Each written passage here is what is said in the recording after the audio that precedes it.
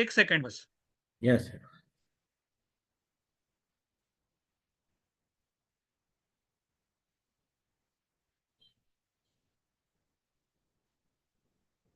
Arshita, madam, now you can start. Arshita, madam. Okay, sir. Yes, sir. Sure, sir.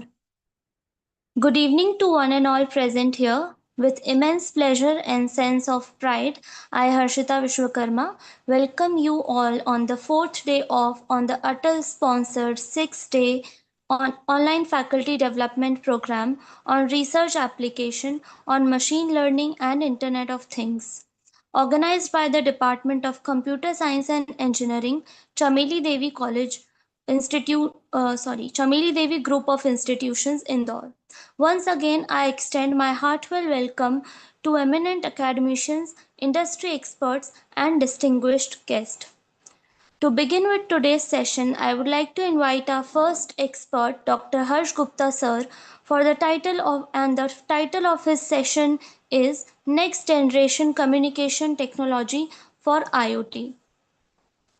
Dr. Harsh Gupta, Senior Technical Program Manager with over 15 years of global experience in IT delivery, program management, and digital transformation, holds a PhD in computer engineering and multiple certifications, including project management professional, agile certified practitioner, certified Scrum Product Owner, and certified Scrum Master. He has successfully led enterprise scale programs across SaaS, cloud, and emerging technologies with expertise in governance, delivery assurance, and stakeholder alignment. A recognized innovator, he holds an international patent for the Smart and Intelligent Medical Bed for Child Patient Care IP Australia 2021, showcasing the fusion of healthcare and technology. Since 2020, he has served as editorial board member and advisor to the International Journal of Engineering, Applied Science and Management, India, contributing through leadership and academia and research, bridging industry and academia. Dr. Gupta continues to drive excellence at the intersection of technology, innovation, and program leadership. Now, I would request Dr. Harsh Gupta sir to please start the technical session. Thank you. Thank you very much, Harshita, for the warm welcome and my detailing on my background and skill sets. First of all, thank you, Dr. Manoj Agrawal and Dr. Jiten Shitlani, for inviting me to this 6-day Atal workshop. It's really a heartfelt pleasure to be part of this grouping out here, and it's I consider this as a privilege to be you know presenting or sharing my thoughts around IoT and the advancements around the communication technology in this field. So I think pretty much everyone has my background with Harshita, detailing it out, but I'll still give a quick intro of myself. I'm Harsh Gupta. I'm currently based out of Pune, working with one of the MNC out here. Been in Pune for almost more than a decade now, and currently associated with one of the MNCs and handling one of the healthcare projects as an IT senior IT engineering manager. And I'm currently more into application product development, uh, client management, account management, project management, program management kind of skill set. But yes, I do come in from a computer engineering background. Um, and I started my career as a developer. Then I moved in a business analyst profile, and then gradually moved into management leadership roles. So yes, that's where I'm currently associated with. Okay, seems like my Uh, audio is a bit low. Is yes, it yes, sir. Your audio voice is low, sir. okay? Is it better now? Yeah, now better, sir. Okay, perfect. All right, thanks for highlighting that. Yeah. Okay, so yes, I was saying, I'm based out of Pune, currently managing multiple IT projects and programs out here. Today I'll be sharing my thoughts on the next generation communication technologies for in the field of IoT. Let me share my screen. Give me a moment. I'll go ahead and do that.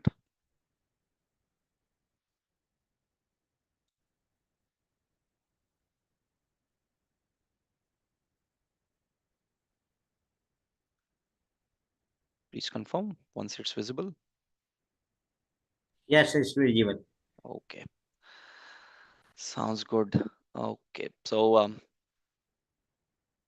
next generation communication technology for IoT. That's the topic that we are going to be discussing um today as part of the ATAL 6 days workshop on online FDP, a faculty development program on research application in machine learning and Internet of Things, 8 to 13 September, organized by Chamali Devi Institute of Technologies there in Indore.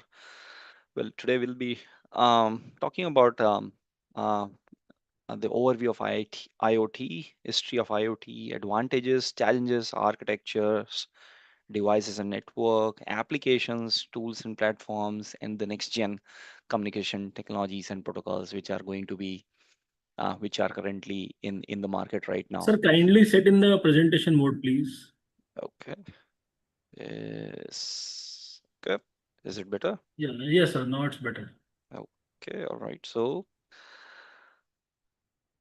these will be the contents that I'm going to cover as part of today's agenda, and we'll be having certain set of case studies that I have lined up for giving you an insight into where exactly IoT has been penetrating in terms of industries and the usages across the globe. So we'll discuss on those aspects as well.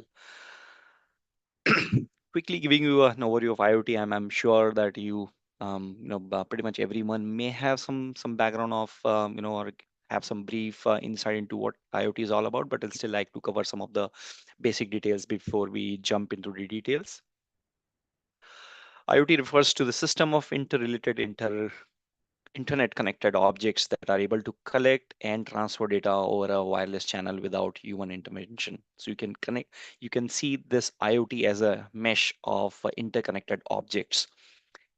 And this is more of a network of physical objects where we are taking them as things which are embedded as form of sensors, softwares, other technologies in purpose of connecting and exchanging data with other devices and systems over the internet. So internet is the connecting vein between these objects or things in particular, and that actually enables us to analyze and act on data, facilitating the decision makings with the aid of insights obtained. So there could be multiple reporting mechanisms sitting on top of this data.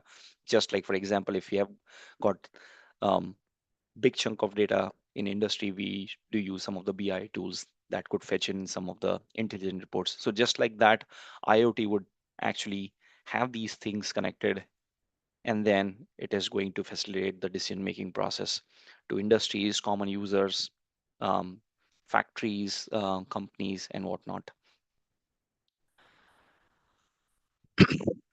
So while I was talking about the reportings or insights, where exactly those insights help the businesses. One is the reduction of wasted materials.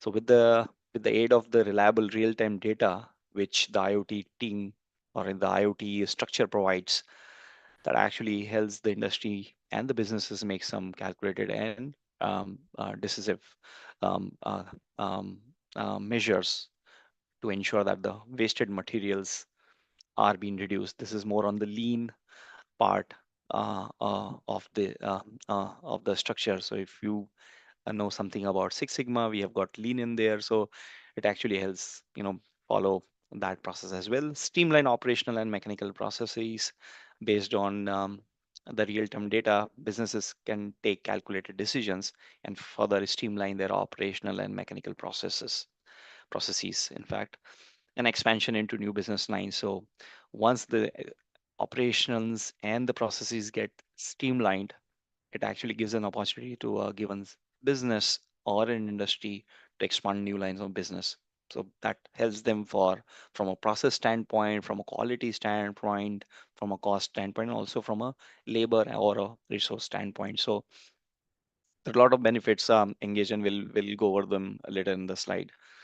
How IoT works, we'll also deep dive into details. So it's all about sensors, devising, which are more on the data side of the thing. So those are, these devices or sensors serve the purpose of collecting the data, and then the connectivity is provided by the IPs, through internet, sending the data over the cloud.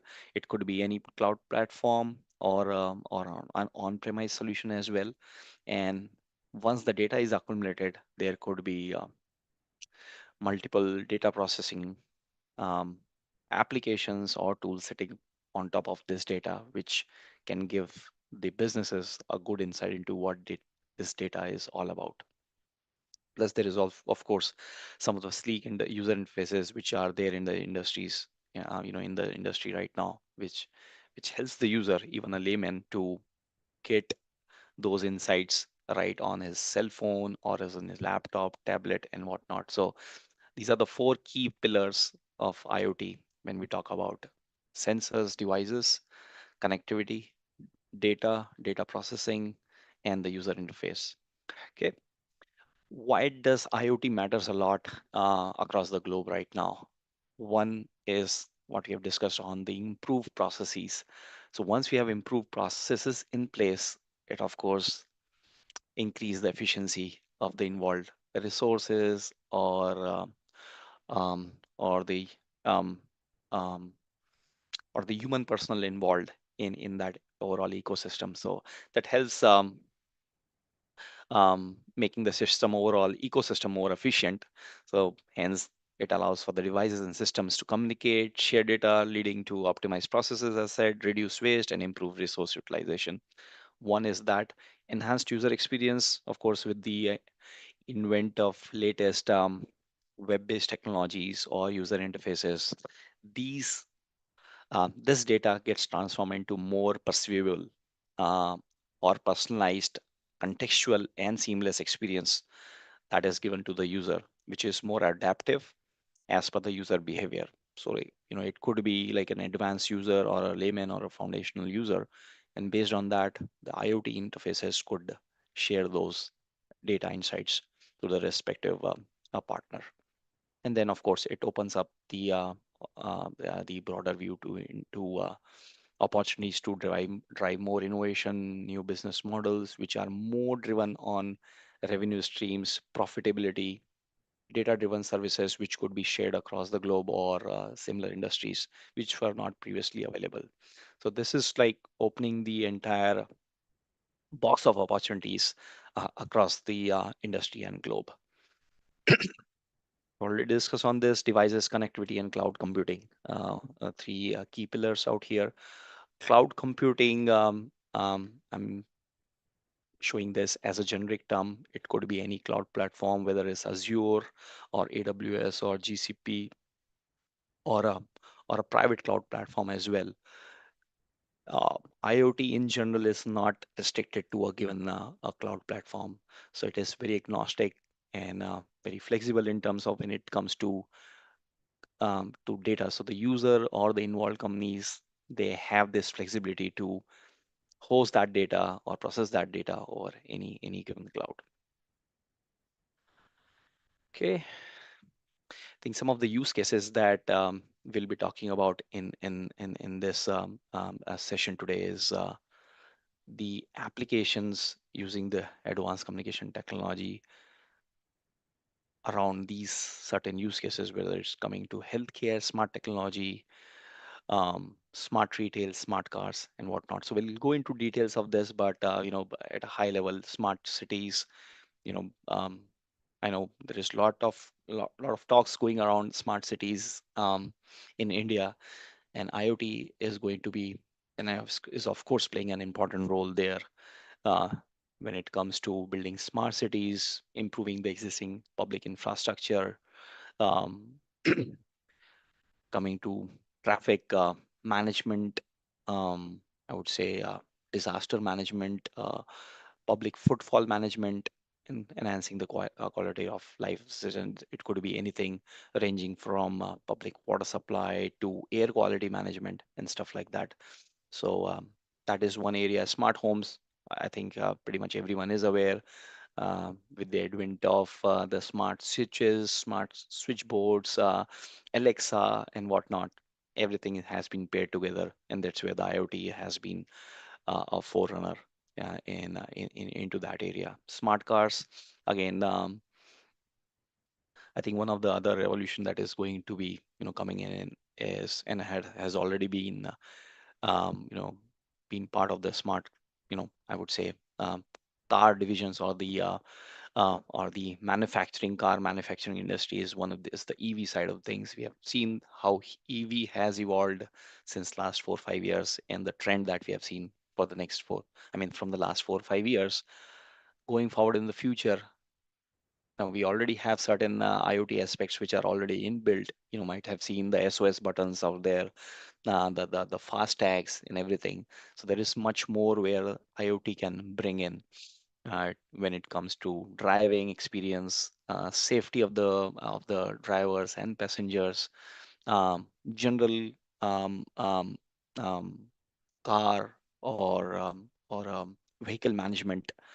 That forms an entire ecosystem where it gives in some Sorry certain to interrupt you, insights. sir. Yes. Sir, still the participants are raising about the voice volume is very poor in the chat box. Um, So, Let me check if there is some yeah, problem with the headsets. Just a moment. might be Let me see if possible. I can. So just increase your volume. Okay. Is it better now? I think there Um, might be some issue with the headphones in this case. Is it better now? no, sir, same, Same. same. Just a moment. Let me switch my headsets.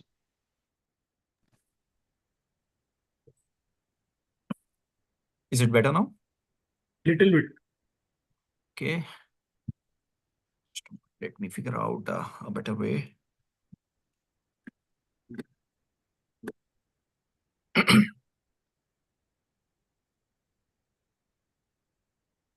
Yeah, I've changed my headsets. Is this coming out to be better in terms Yes, of yes. quality? Now Okay, very much better. perfect. Yeah, sorry about that. Okay.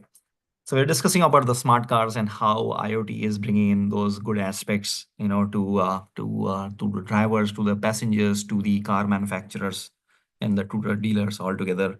In fact, one of the key area where it is actually providing some of the good welfare to the public is around the healthcare. You might have heard about smart beds. When you go to a hospital, usually in the past you might have seen there used to be a single ward with hundreds of beds with limited doctors. And in fact, that is a scenario right now in certain cases as well. With the invent of IoT and in its application in the healthcare industry, it's one of the use case where one doctor used to be taking care of 10 patients is now being enabled to take care of at least 2x 3x 4x patients because of this insights that he would get on his cell phone or on his tablet, the SOS alerts, the alerting mechanism underlying patient healthcare, etc., is all imbibed in together. So we'll also deep dive into that aspect when we talk about some of certain case studies. One of the Cisco report that is back from 2020, it actually highlights the billion-dollar engagement in the world of IoT. 2003, which is almost 22 years back, it was somewhere around 6.3 billion. With an investment of somewhere around $500 million in a given geography, and how it has moved over to the number of users. It could be or the number of footfalls or the number of the dollars invested in here. It has raised up to somewhere around 7.8 billion, and it is expected to grow somewhere around to $50 billion. Is there a hand raised? Let me check. I hope my voice is better. Can someone please confirm if you're able to hear me fine? Yes, sir. It Okay. is much better now. Thank you, Harshita. Okay. Right. Moving on to the next slide. And talking about the dollar value, we also like to talk about the economic impact of the IoT. It has moved from almost 2.3 in a decade to almost 5 trillion in 2020. No, and of course, when we are in 2025, it has probably moved over to somewhere around 10 plus trillion dollars. And this is somewhere about the Gartner survey that they had conducted across the industry leaders like Cisco, Huawei, GE, and Texas Instruments. Okay. Some of the detailed when we talk about the layers, we have got the underlying sensors and controllers that we talked about, the devices, which is the underlying layer, and then we have got the IoT gateways, uh, and then the cloud, which is around the data acquisition, and then the analytics tools sitting on top of these clouds. And this could be hosted whether in a data center or the cloud platform, but in a whole, this data warehouse would be the platform that would give the users the good insights. So this is how the data rolls up in the hierarchy. I think this is kind of the same. If you like to deep dive, it could be wired or wireless sensors or actuators. Then again, data acquisition systems, using internet. Edge IT, it's like more on the analytics or pre-processing. If you talk about the enterprise data warehouse or the operational data warehouse, things on the same line. This is how it goes into data center. It could be um, in a repository based um, on the user needs. It could be operational data, or it could be historical enterprise data or historical industry data, and on top of which the reporting tools are going to reside. One of the key thing is that we need to understand the layers here. The digital devices that we are using right now, those are going to be our user interface or the perception layer. And underneath that, we are looking at the network layer, which is composed of the online networks, which kind of assist us in the data transfers. And then application layer, which is kind of responsible for distributing the content to the user, and then the data management layer, which collects the data from the learners and provides them the learning data. So these are some of the key layers that we talk about, or the key, I would say, classes around the architecture up here. Some of the key protocols that we know of in IoT covering the data and security is MQTT, COAP, HTTP, having their own advantages and trade-off. Again, it depends on the industry or the user, which protocol they would like to leverage on based on their capabilities, security requirements, bandwidth needs. So it could be someone in the rural area or an urban area. Based on that, the respective protocol could serve the purpose. Data formats, one of the two most widely used formats is either JSON file or XML format, files where the data has been captured in the cloud or the on-prem solution or the data centers, because these are one of the two generic formats of data which is widely acceptable across the industries. Again, it depends on the choice of the user and the specific need of the IoT application, which is built on top of the data. And then again, the integration, the possibility of integration with the existing systems also plays a key role here. So if we consider an existing system which has been processing data in JSON format, user more or less would like to have this outcome of the IoT in the respective formats. I'm just taking that JSON as an option. It could be XML or any other format, but again, the compatibility and the integration plays a key role. Interoperability, as I said, different IoT devices and platforms has been a key challenge. And it has actually, in the last 1 or 2 years, this interoperability been making some significant progress where different players, IoT players, are kind of working together to come up with some common protocols or universal standards to make it a more open and more reliable IoT ecosystem. So that is already there in the work in progress in the background. And on top of it, some of the security standards like TLS, SSL, helps in protecting the confidentiality and integrity of the data while ensuring the authentication communication protocols um, are being in use, because there has been certain concerns across the industry that while you share this data over a given medium, there could be some data thefts which may pose in some threats. So using some of the standard security protocols, some of these key parameters are being ensured. So while we design any of the given IoT platform or an ecosystem, these are some of the four things that we might have to check upon, including what communication protocol we are going to use, what would be our data format when we store that data, what security standards are we going to ensure, I mean, what we are going to implement to ensure that the data that we are dealing with is remain secure and being reliable, and only the authorized resources or the authorized applications could use that data.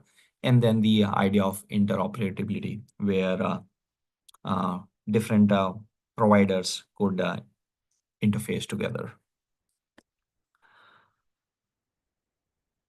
Some of the key communication protocols when we look at IoT all in together at a high level are MQTT, COAP, and all large range WAN.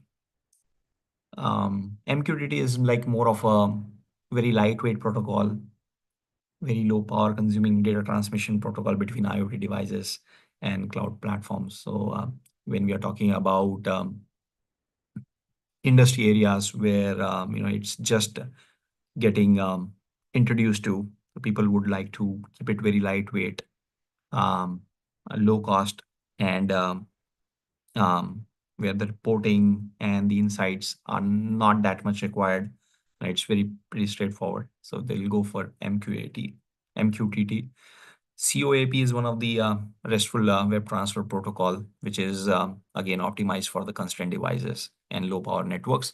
It's like an advanced version of MQTT, where we can get in some efficient communication in IoT systems. And a low power wide area network protocol, or LoRaWAN. It's again suitable for connecting the battery operated things in regional, national, and global networks.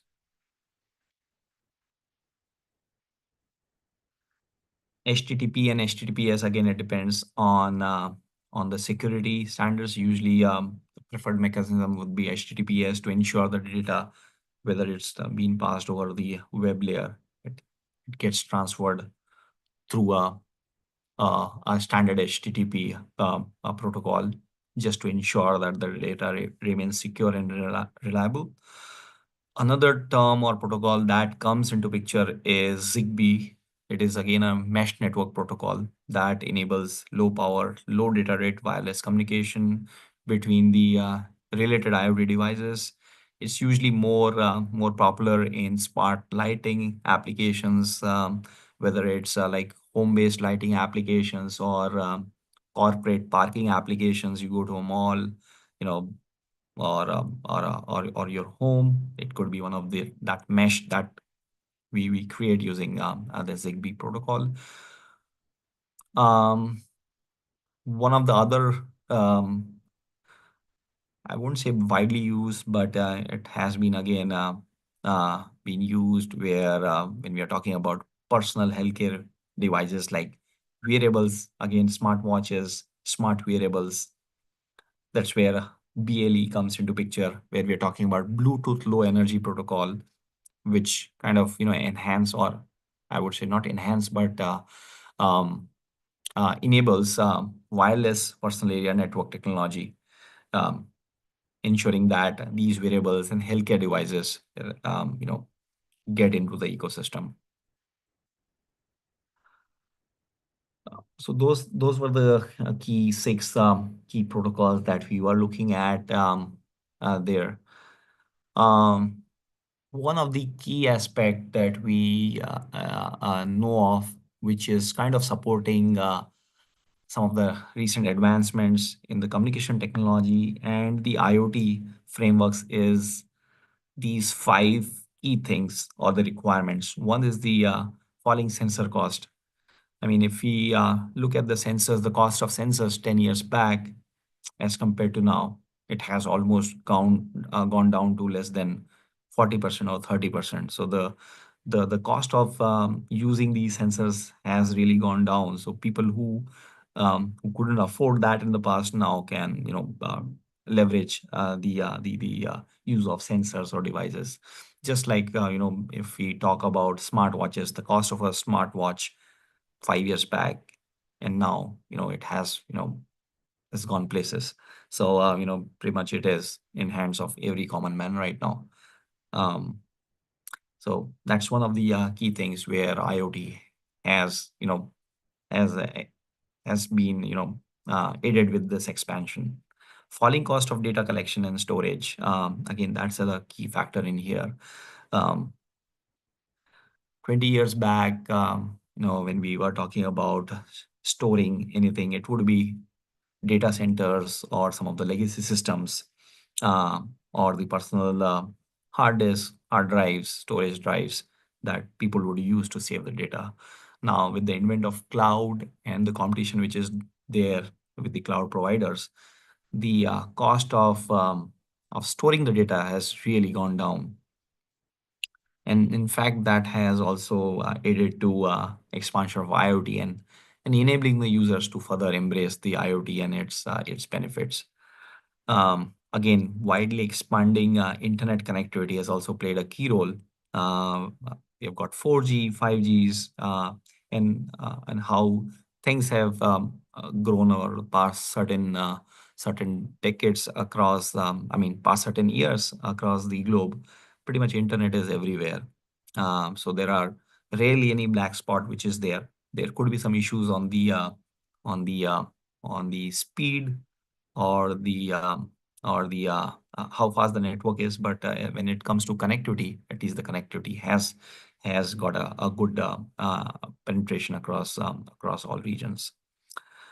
Also, computing power has gone up when we are talking about cloud or data centers. The computing and the cost of computing has also gone down. So computing power has gone up, but the cost has gone down. And then smartphone and tablets, it is pretty much everywhere. So handheld devices, the smartwatches, smart sensors, the usable healthcare devices. Like for example, there are devices to for diabetes patients that they can carry along with them. Just a small device where they can keep a tab on their blood glucose levels. That's again like one of the key examples. So if you've got um, um, certain devices at the personal front, where exactly the IoT has really expanded. So these are the key 4 or 5 factors which has now kind of brought IoT into trending or buzzing state.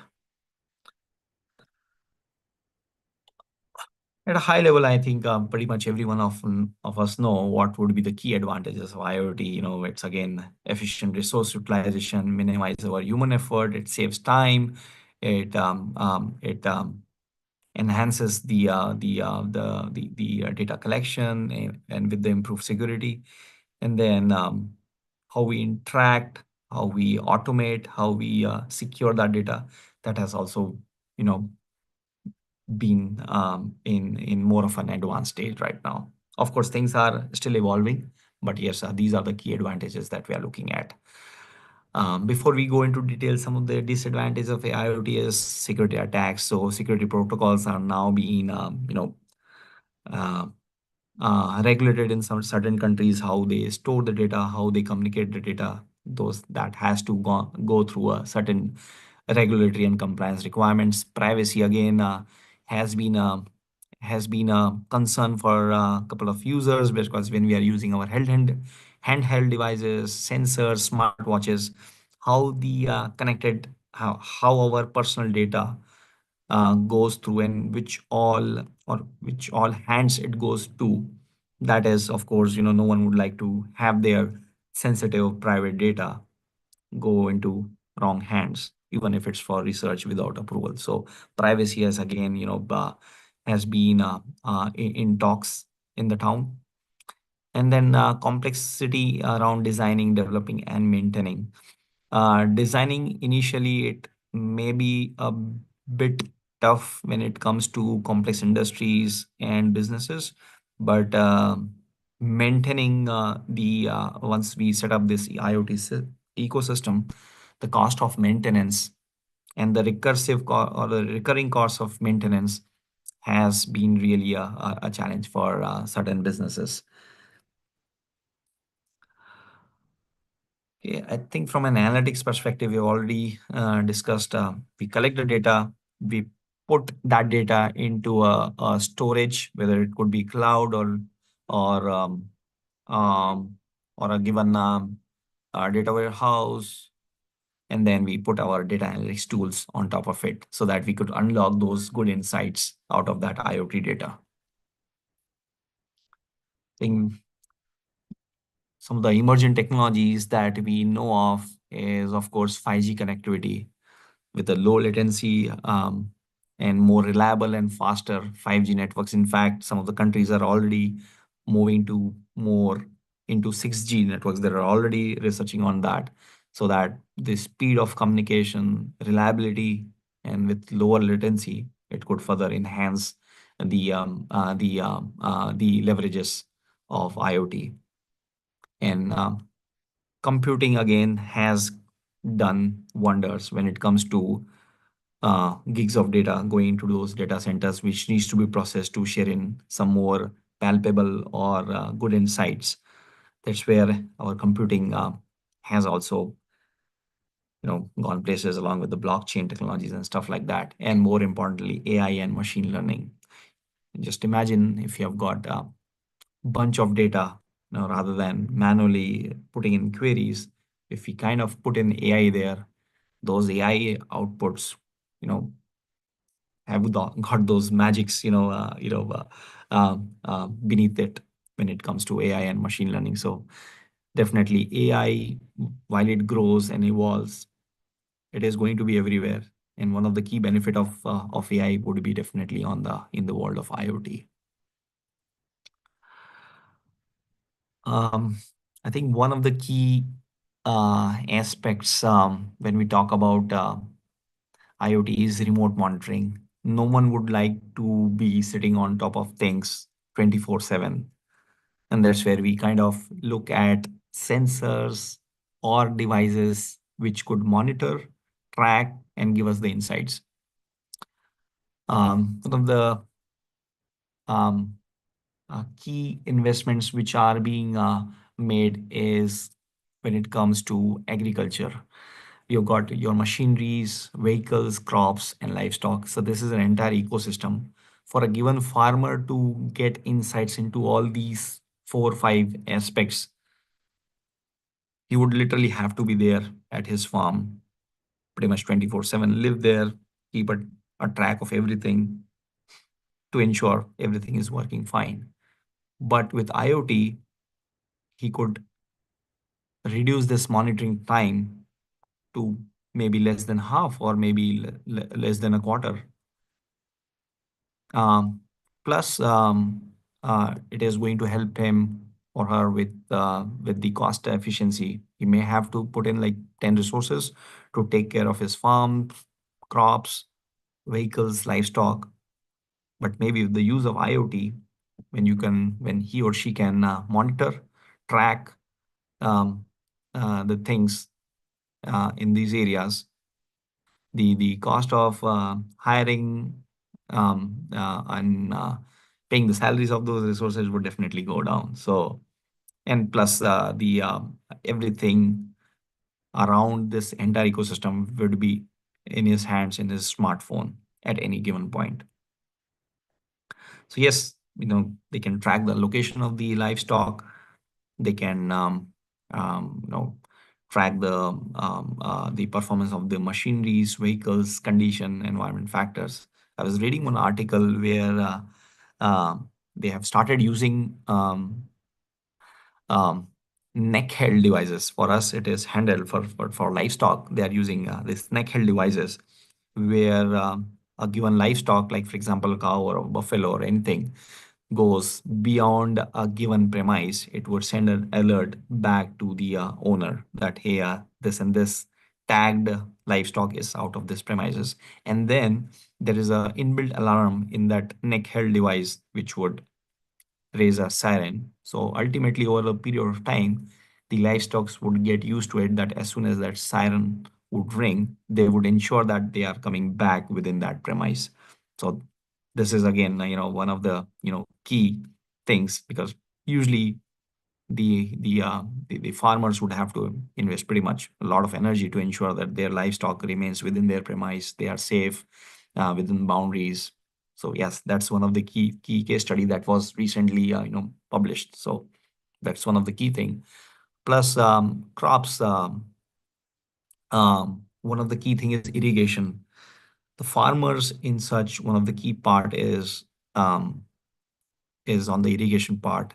There are tube wells, supplies from the river, but at any given point, if they get into that insight into the supply of the water, if there are any gaps to the or cuttages or outages to the water supply, if the water table is well enough to irrigate the entire farm, so those sensors could actually give the live insights to the farmer that, hey, I've got this much amount of water available and I have to feed this crop this much water for this many times in this given season. So they can make some calculated decisions whether they need to procure some external, irrigation from some or bring in some tankers. Practically speaking, they can actually make those decisions upfront, and so ultimately it helps them um, grow their crops, increase the throughput, or increase the production of the crops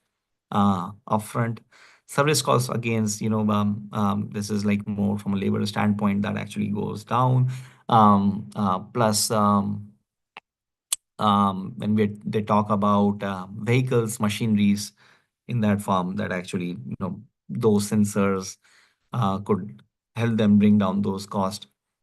Plus the fuel cost, day-to-day wear and tear by using the machine learning capabilities, vehicles, these would be the devices that probably would be intact with their with the equipments, machineries, tractors and whatnot. So this would give them again a good insight. So no, in area of agriculture, with India being with 70% of the overall population, relying on agriculture, I see this aspect of IoT bringing in so much benefits when we talk about our country all in together.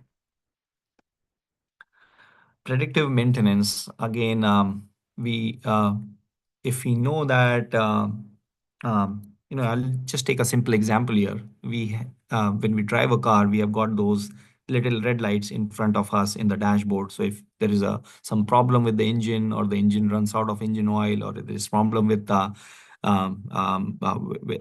with maybe a suspension or transmission, nowadays cars would also indicate the lower tire pressure and stuff like that.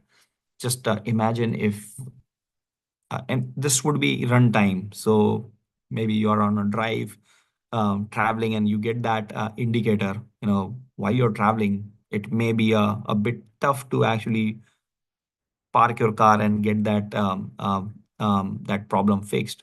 You'd rather continue driving and then reach your hometown and get it over to the servicing. However, if you can get this insight upfront, a few days before or maybe well ahead before, this would again help you to plan the maintenance and your journeys accordingly.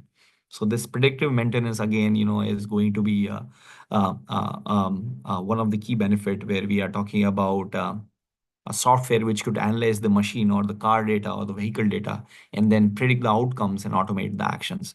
Automating the actions would be probably sending out SMSs or reminders to the car owner, or maybe to the car vendor, or to the car dealer, or the servicing uh, company guy, that hey, this and this car number may face this issue. It has got some problems with the engine.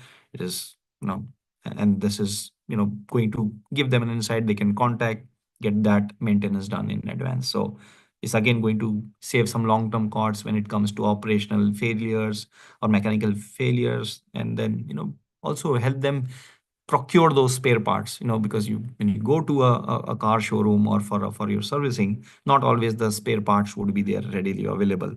So this predictability, the idea of predictability getting into picture, would help the given user to go to the showroom well in advance. The showroom or the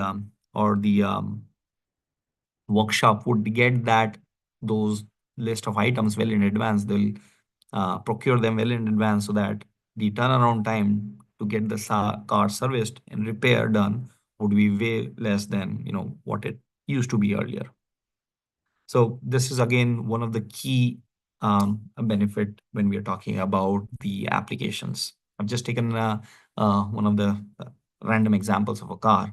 We can think of it from a airline industry. We have seen um, um, some of the recent disasters.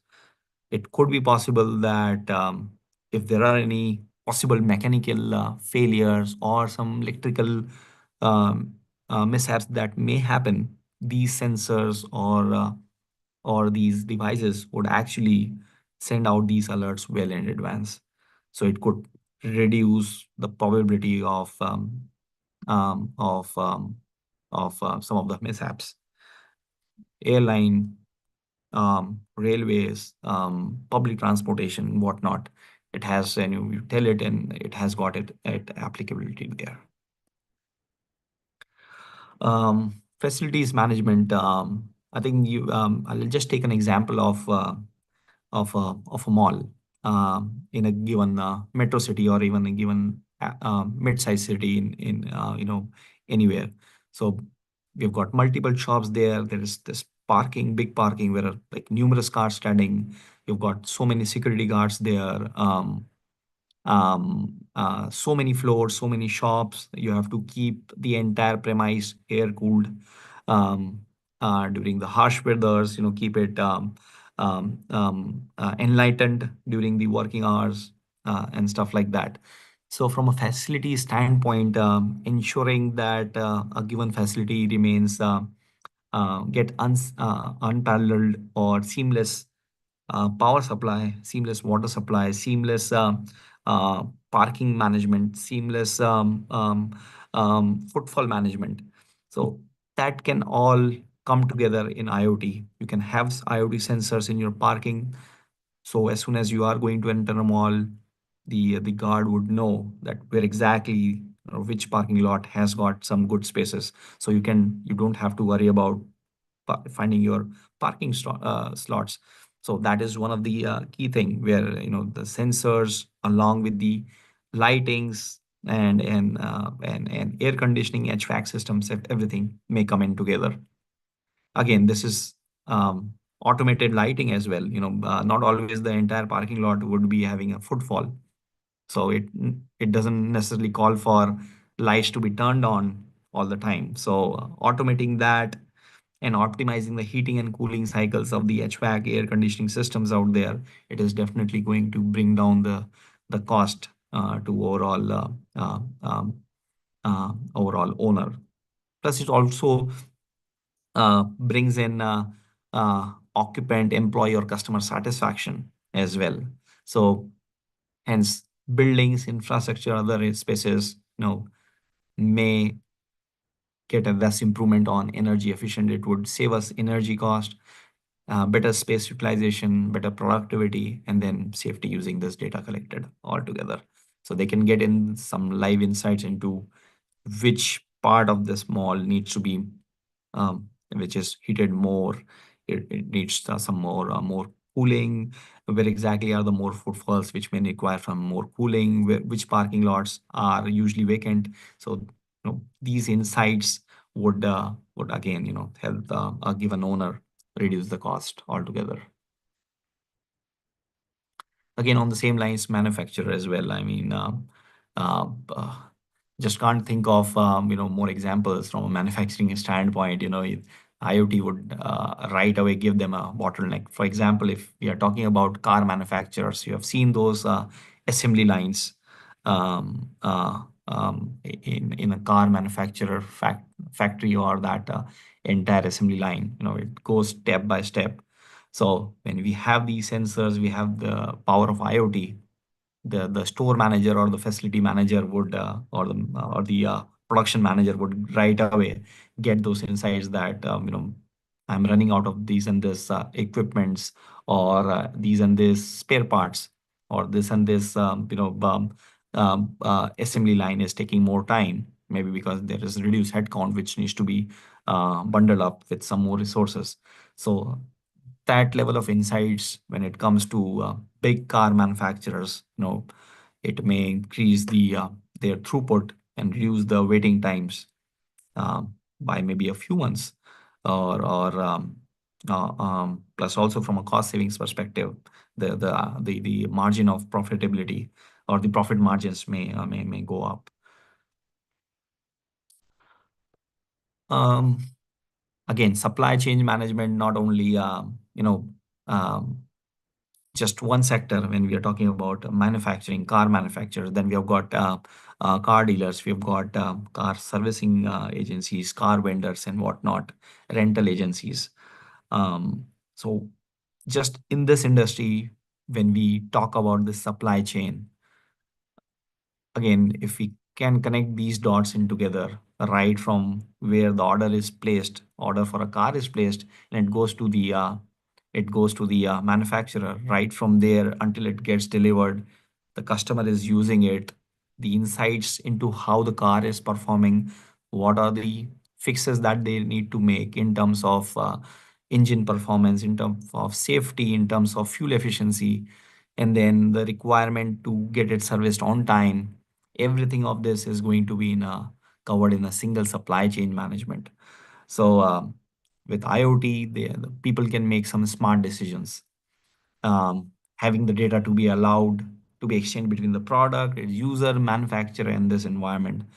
Hence, it may bring down the cost, increase the efficiency, bringing in more connected experience for the customers. And then, of course, improvement in the designs, manufacturing reliability, based on the insights the manufacturer will get in from the data, right? I think while we talk about some of these good things, but I think we have already talked about some of the challenges or disadvantages. But while we think about implementing something with a newer advanced platforms, one of the key thing is the underlying platforms needs to be capable of handling wide range of applications. Then there's data planning, data generated, data collection. When we talk about gigs and gigs of data, then again, it's going to be requiring some good data planning, privacy, security, and then of course sustainability, having to ensure that we are getting those inside 24/7. So the downtimes, uptimes, everything is going to be a critical one before we kind of adopt IoT. We were talking about smart homes, some time back. So some of the key things that I could think of was we have got this smart power plug, we have got a weather sensor, we have got a smart light, we have got a door sensor. motion sensor at the front of the gate, vibration sensor, smart gateway we have got in here in terms of router, inlet switch, smoke detector, fire detector, and things like that. Just imagine if we are able to connect all these dots together, um, and all this comes together to a given family in their handsets at any point of time, they would be enabled for cost and energy savings, better security in terms of family, in terms of home, better control and monitoring. You don't have to necessarily have a guard, or you have to have someone taking care of things. Those would be all automated, so you can focus on your regular personal life. Of course, it's going to give more comfort, more safety with smoke detector, fire detectors, weather sensors, smart lights, all in there. If we can bring all these systems in together, get that data, and have some good insights reporting on top of it, and fetch it to the user or to the family, it can definitely bring in all these benefits all together. We've already discussed IoT in agriculture. We have got precise farmings. We have got agricultural drones for monitoring, for sprinkling, for taking care of avoiding the pest, avoiding the outsiders, livestock monitoring, smart greenhouses, everything coming in together. Again, with India having 70% farming, 70% of the population involved in some way with farming, IoT in agriculture is definitely, as I said, is going to be a huge turnaround. Healthcare, I think post COVID, the general awareness and an idea of being healthy has pretty much has came into attention of pretty much everyone across the globe. So people would like to be healthy. They would like to be monitored and alerted for any symptoms upfront, so that they can uh, take the necessary healthcare facilities or help upfront. So we are talking about a general wireless. We are talking about wearables. So we could have a pulse oximeter that we remember from COVID days. We have got a ECG with a thermometer, an accelerometer, skin temperature sensor, ear worn temperature sensor, thermohygrometer. I don't know what exactly the hygrometer would do, but yes, these are certain devices that could actually be, used by a given person, and with the rest, with help of this low power Bluetooth BEP, this would actually be connected all over the places. It could be connected to your given medical institution, clinic. It could go to the, when we talk about data consultation client, it could be your doctor. It could be the health management system. This health management system, if you talk about a given country, if you are getting this data at a overall, at a country level or state level or a city level, the city governance could take in appropriate measures to ensure that if there are certain similar patterns in the population, they could take some necessary steps and give out the messages to the respective medical institutions, doctors, and clinics all in together. Plus, this data would also be available to the given user. They can look at it from their cell phone interface. They can see it through a local PC, and try to monitor it. If they want to have their historical data saved, they can use a personal information database or a monitoring. So this is how the overall IoT in healthcare is making some significant progress. Whether those alerts would be more proactive rather than more in the reactive. When something has happened, then those medical facilities or healthcare facilities would come into action. Rather than that, if we go into proactive mode, where the patient would get alerted, where the doctors, hospitals, public healthcare management system would get alerted, they could take some more decisive and concrete actions upfront. think one of the key case study recently has been around diabetic foot ulcers, which has been one of the leading cause in the US for diabetes. Um, um, One of the primary treatment is offloading device or non-removable cast, but again, that is pretty hard and poses a very significant challenge to the patient, leading to high failures with DFUs. Again, this healing times again is delayed, and you have to take the pressure technology to take weight and pressure of the area of ulceration. So due to high diabetes, those ulcers would get created in their foot. They'll have to use these devices. Again, it is going to be very less successful. Now, one of the company, Sensoria, they've actually partnered with a DFU food boot manufacturer, Optima Monitor, to create a motor smart solution where the clinicians would remotely monitor the patient's body vitals, including blood sugar, their BP, their temperature, and stuff like that. And then they could, send out the message to this boot manufacturer to kind of replace that boot or change some settings on that boot accordingly based on those insights. So again, it's going to help them track the patient healthcare and improve the care plans.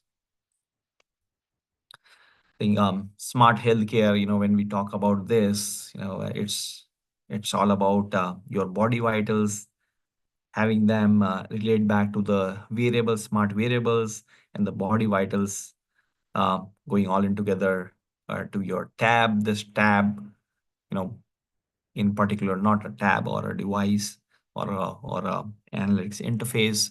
Again, these are all connected with your doctor. The medication could be um, uh, could be uh, could be decided accordingly, and then of course the hospitals would get to know some of the initial details all in together. So this is how all of these items are kind of getting in bundled, right?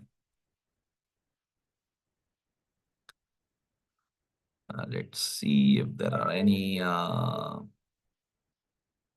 messages out here. Okay. I think we were talking about just a moment.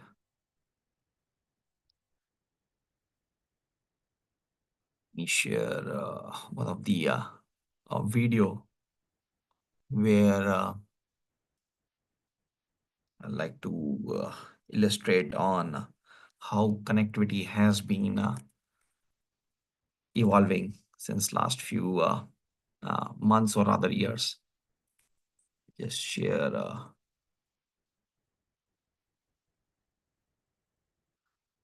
one quick interesting video, I would say. Let me share my screen.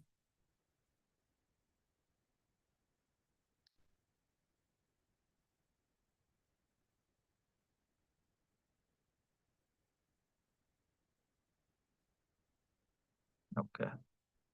Like to showcase this one here.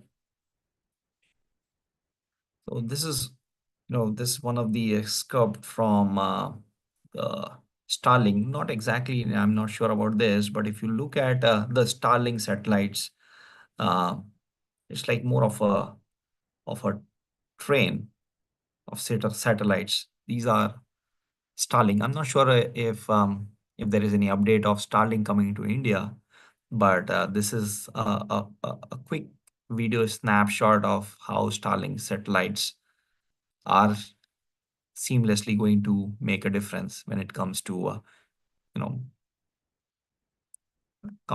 satellite based internet communication. I recently was reading about something around, I think, a couple of our Indian providers, like, I won't take the names, but a couple of internet providers have already started to move to satellite-based internet rather than fiber-based.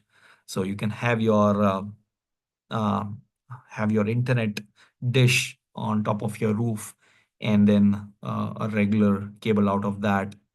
Most likely it's going to be a LAN cable coming out of that device. I haven't used that yet, but that device is more of a dish TV pointing in a certain direction, maybe with a geostationary satellite. The video excerpt that we are looking at, those are not geostationary satellite. I think few hundred kilometers away from Earth, but with geostationary satellites, I think somewhere around just much more static uh, uh, satellites there with respect to Earth's geography. So these systems, just imagine, if we are looking at a given rural area which is not having any fiber connectivity, they are still living with the 2G phone, or maybe at max 4G now, and they are yet to realize the benefits of 5G network. And if they get to leverage this satellite-based internet communication, and having to integrate that with the benefits of IoT that we have discussed in the field of healthcare and agriculture, it is beyond imagination how that is going to make a difference in their lives. They'll get seamless connectivity, uninterrupted connectivity, irrespective how harsh the weather is. And that is going to enable them to leverage the benefits of IoT. Plus, from a healthcare standpoint, also they would be able to remain connected with the healthcare providers even at a distance of hundred of kilometers away from their hometown, right? So seamless 5G or even more connectivity in their in their own village, and with the use of handheld or the personal variables, and getting to associate those sensors and monitors hardwares with their livestock, with their farms, everything, and getting them connected all in together.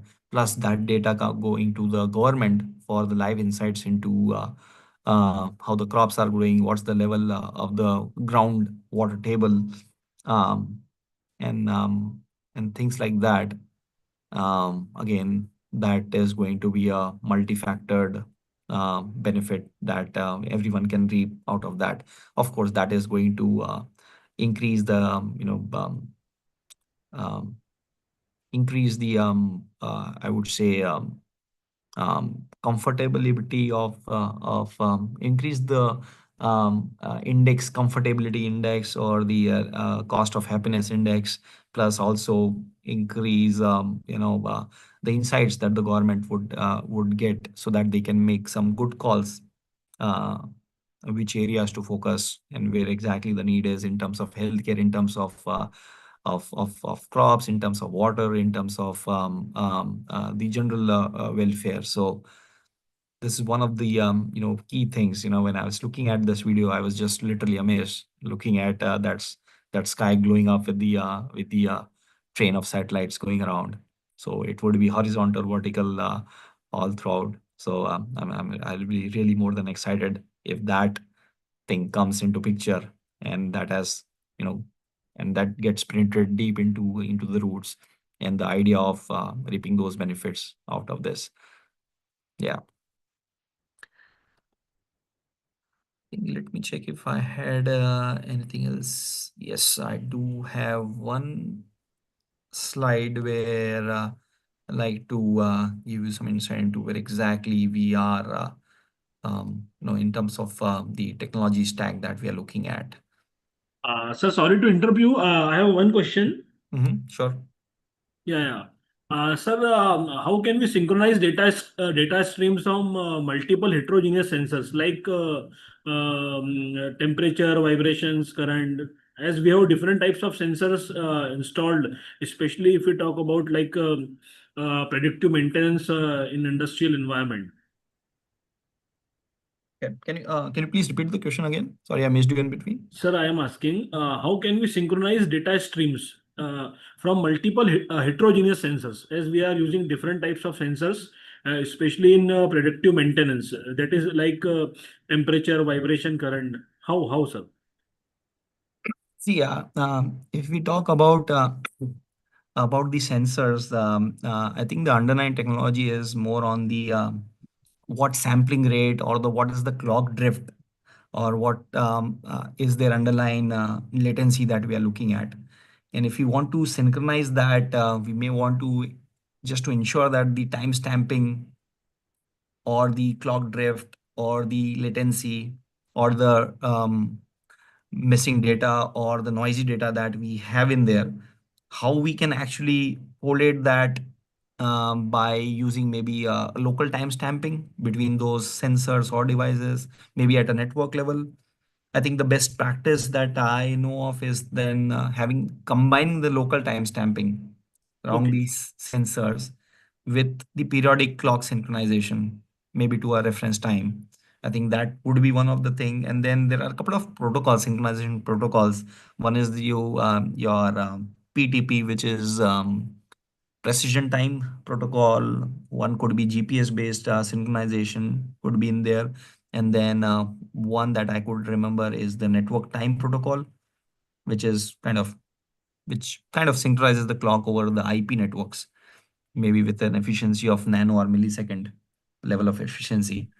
So that is one. I think from a alignment perspective, you are talking about it could be um, interpolation when we talk about the time stamping synchronization. So if a sensor A has a timestamp of a regular series while the sensor B has a timestamp of different series, when we are able to interpolate those values from B to A or A to B, we kind of get a linear interpolation which could be commonly used. I think one could be uh, also about we were talking about MQTT. It's one of the those protocols on message brokers where it is able to handle those asynchronous data streams. So hence, I mean, we could also use buffering or maybe queuing or how we want to calibrate those sensors. So this is how maybe we can calibrate this all different um, data streams together. Okay, okay, okay. Thank you, sir. Yeah, sure. Sir, there are a number of messages regarding slides are not visible. Oh, okay. Yeah, kindly Yeah, share the yeah, slide. sure. PPT. Just a moment. Let me share back. I just am left with one more slide.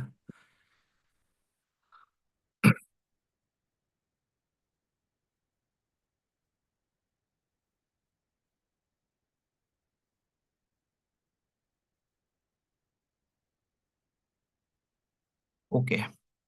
I think one of the this is the overall snapshot of the discussion that we were talking about, but this is more from a technical standpoint. We were talking about multiple case studies, IoTs, but the underlying things. So we have talked about things, we have talked about the insights, and we have talked about the actions in the previous slide. Underneath that, we have got the ability to observe, collect, and measure. We have got the power to integrate with the premise data. And then the insights basically coming in from the managed devices or the connected devices, data streams, managing the data altogether. And then the actions that we take is like whether we connect to the respective applications, whether we put that data into a repository or whether we can transfer or transform that data. Uh, that would be layer 2. Layer 3 is where we are getting into technicalities, things we are talking about. This is like from an overall healthcare standpoint, in summary. So we are talking about the medical devices, ambient devices, consumer devices all together here. Ambient devices is more of the security cameras installed in a given medical ward, Sir, or it sorry could be. to interrupt you. One question is there in the chat box from one of the participant. Mhm. How to overcome logical challenges arise when scaling IoT network to thousands of devices when working on smart cities or agriculture? So the question is that how to scale IoT network, right? Yeah. Yeah, I think it's all about when we talk about scaling, it's more about expanding the IoT capacity, performance, manageability. stuff like that. So it could be, I would say, the current challenges that I see around scaling, is one is of course the connectivity and network congestion, device management. I think we have seen that in one of the drawbacks. The ability to store that much of data, that is one, and then the security of that data is again one of the key challenge. How we can actually boil it down to ensure that we are doing the scaling. It could be um, I think one is I'm kind of missing that term. I think it's more of a layered or a vertical scaling, where we are upgrading the capacity of the existing infrastructure. Like for example, if you have got the data repository residing on a cloud, if you've got that cloud with a given computing power, so we increase that existing device or infrastructure's capacity. We get in the more faster processors with higher bandwidth, and then maybe if you are using some existing gateways, we replace those with increased data load. I think this is more of a vertical scaling. From a horizontal scaling perspective, it could be we add in more device. Like for example, if we are having one single ambient sensor here, like for example, one temperature sensor which was sensing the temperature for let's say 10 patients, we increase it by let's say by 3 times. So we are doing this horizontal scaling where we are putting in more devices. Um, um, Hence, so it's more about when we are planning to scale, we have to either scale horizontally or vertically. Horizontally, again, number of devices, if that is making more sense, or if it's like more cost efficient, we do that. If not, we go with the vertical scaling. So these are the two key things where where I think where which could assist us scale in a crunch environment.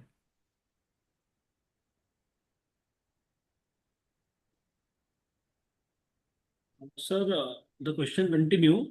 So, any choice of a specific protocol will affect the scalability of an IoT system? I think it again depends. We were talking about MQTT, COAP, and LORA WAN. So again, it depends on the requirements. When we're talking about a very low, lightweight, a prescribed protocol, it could be MQTT. We can go with that one. But with resource constrained devices, when there is a need to when there is a constraint to expand something horizontally or vertically, then we go with COAP, which is constrained application protocol, where the resource constraints are there. So that is one. But and when we want to scale over a long range WAN, then I think our LORA WAN that we discussed has got that capability to cover more devices over long distances. So, MQTT, COAP, LORA WAN would fit in these business cases accordingly.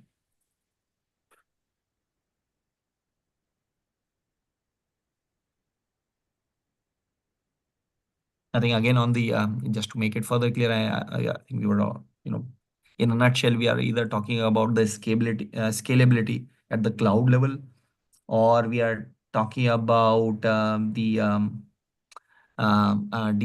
increasing the number of devices horizontally to making it more efficient, just to reduce the congestion, or maybe um, go with some optimization techniques, like for example that we have already discussed, adaptive sampling.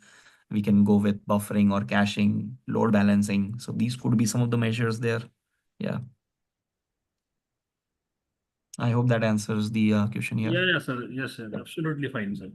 Uh, Sir, there are some self-reporting devices or self-healing devices in case of some problem, but sometimes the problem may be more worsen if that particular device is working to heal the problem.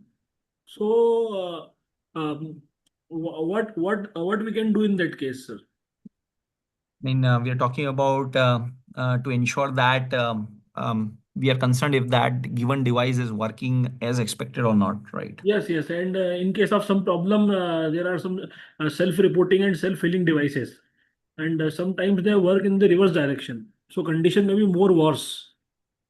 For example, yeah, I think from a medical standpoint, in healthcare world, usually the devices may not be enabled for such making some actions without some approval. So, they may be eligible for sending out the alerts, but they may be disabled for taking some actions on their own. Because when we are Okay. talking about some of the critical systems like in healthcare, we may don't want to, let's say, increase the or further deteriorate the patient condition. So again, it does enable us to get in those insights, but if we want to ensure that the given device is performing or taking actions as expected, there of course needs to be some human intervention in place.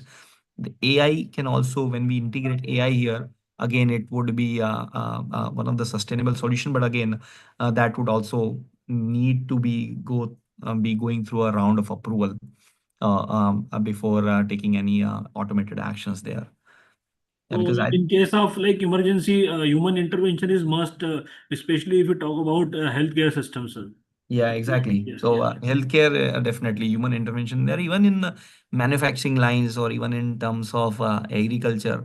Anyone would not like to 100% rely or fully automate the IoT systems. Again, this could be it should be data driven decisions. So you get the data, you get the insights, and then you can make those decisions appropriately. So it won't be data driven automated decisions 100%. Of course, it could go up to 90%, but 10% of those decisions would definitely require human intervention for Human sure. intervention. Yeah. Oh, thank you so much, sir. I think we are also meeting our time commitment. So, yeah. If one or two slides pending, you can cover up in a hurry manner. There is no Okay. problem. Yeah, sure. So, we're talking about the cloud here. Specifically, I've just taken an example for Azure, from Azure. It could be AWS, it could be GCP, but from an integration standpoint, it could be Azure IoT Edge, Azure Stack Edge, third-party applications there. And then from an insight perspective, it could be IoT Central, which could be underlying, could have an underlying data, a SQL data warehouse, custom Cosmos DBs, Azure storage, Azure functions, Azure IoT hub, and stuff like that. So, and then Azure API for FHIR, Azure Analytics Services. That's where I was, mentioned for, because your Power BI apps, everything would be sitting on top of these services. So Azure Cognitive Services, Azure ML, AI ML, Analytics would actually enable these end, I would say, end application, end user application. Like for example, Power BI application generating out good reports for doctors or clinics or hospitals or even for patients themselves. Web and mobile apps could sit on top of these services. We could have your Dynamics 365 Teams Healthcare. There could be an automated notification goals going out to maybe a Teams channel, and then the patient and clinical portals would be the end consumer. So you can see how this data flow and what could be the underlying technology or the underlying tech stack that would be involved while we see that data from this observe, collect, and measure layer to connecting to your health application, giving you good insights. Okay. And one key thing, Azure Security Center for IoT, that actually helps us address those security concerns altogether: authorization, authentication, and integrity. Okay, I think I'm done with the presentation. Over to you, Ashita ma'am.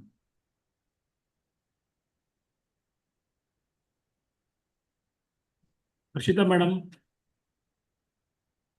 Sure, sir, sure. Yeah.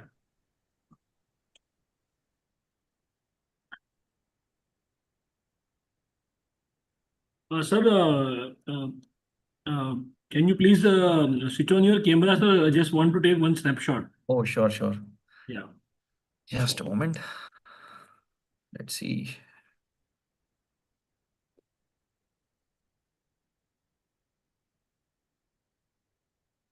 Okay, I've just turned on my cam. Is it visible now? Yeah, yes, sir. It's perfectly visible. Thank you so much, sir. Thank you. Let me take the snapshot. Yeah. Yeah.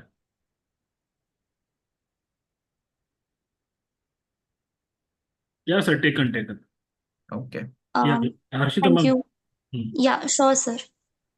I sincerely thank Dr. Harsh Gupta, sir, for the wonderful presentation. Your insights have given us a clear understanding of the subject and inspired us to think about the future possibilities in this field. We truly appreciate the time and effort you have put into sharing your knowledge with us. Once again, thank you so much, sir. Thank you so much, sir. Thank you, everyone. Thank you very much, Dr.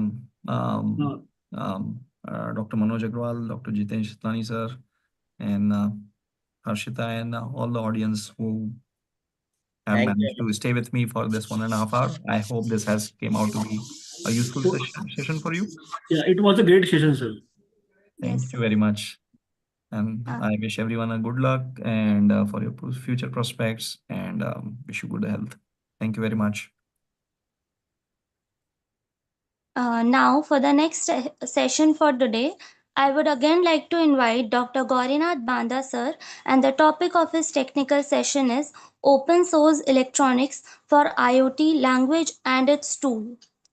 Dr. Gaurinath Banda sir is an associate professor of computer science and engineering at IIT Indore, specializing in autonomous cyber physical systems, embedded systems, and formal verification.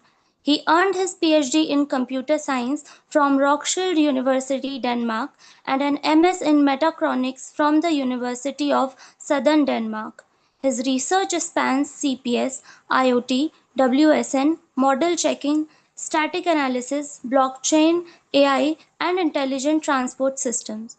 He has taught and designed advanced courses in operating systems, embedded systems, and cyber physical systems, and holds multiple patents in energy conservation and brain computer interface system. A recipient of prestigious EU and Danish government fellowships, he has led major sponsored projects, developed the Hartex real-time kernel, and received national and international awards prior to IIT Indore. He was at Samsung R&D India and the University of Southern Denmark, and has served in leadership roles at IIT Indore, including JEE Advanced Chairman. Now, I would request Dr. Gaurinath Banda sir to please start the technical session. Am I audible, Harshita? Yes, sir, sure. Yes, sir, you are audible. So, hello all. So, we'll be looking to the open source technologies, and specifically because we are not covering the aspect of hardware design per se. So, I've got three parts. Let's see how it goes, because it's like three parts presentations I have split in. So, I'm having kind of bandwidth issue. I'm stopping the video. I hope it's okay, Manoj. Yeah, Yes, sir. good. So let me know whenever the voice breaks. You can give me a call. Then Sure, sir. connect, right? Good. So let me connect my slides. Very clear voice, sir. There is no problem. Yeah. Okay.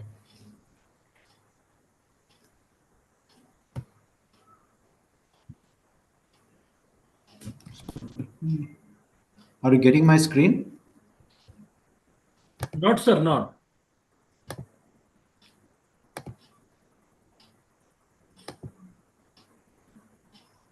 Okay.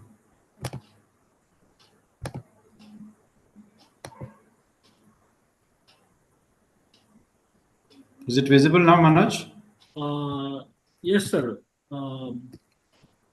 Now visible, sir. Visible. Good. So it's little bit too many concepts because I'll just start with a very humble beginning so that everybody of us can follow what's happening. So let me just start with my. Is my screen visible, Manoj? Yes, sir. Yes, sir. It's visible.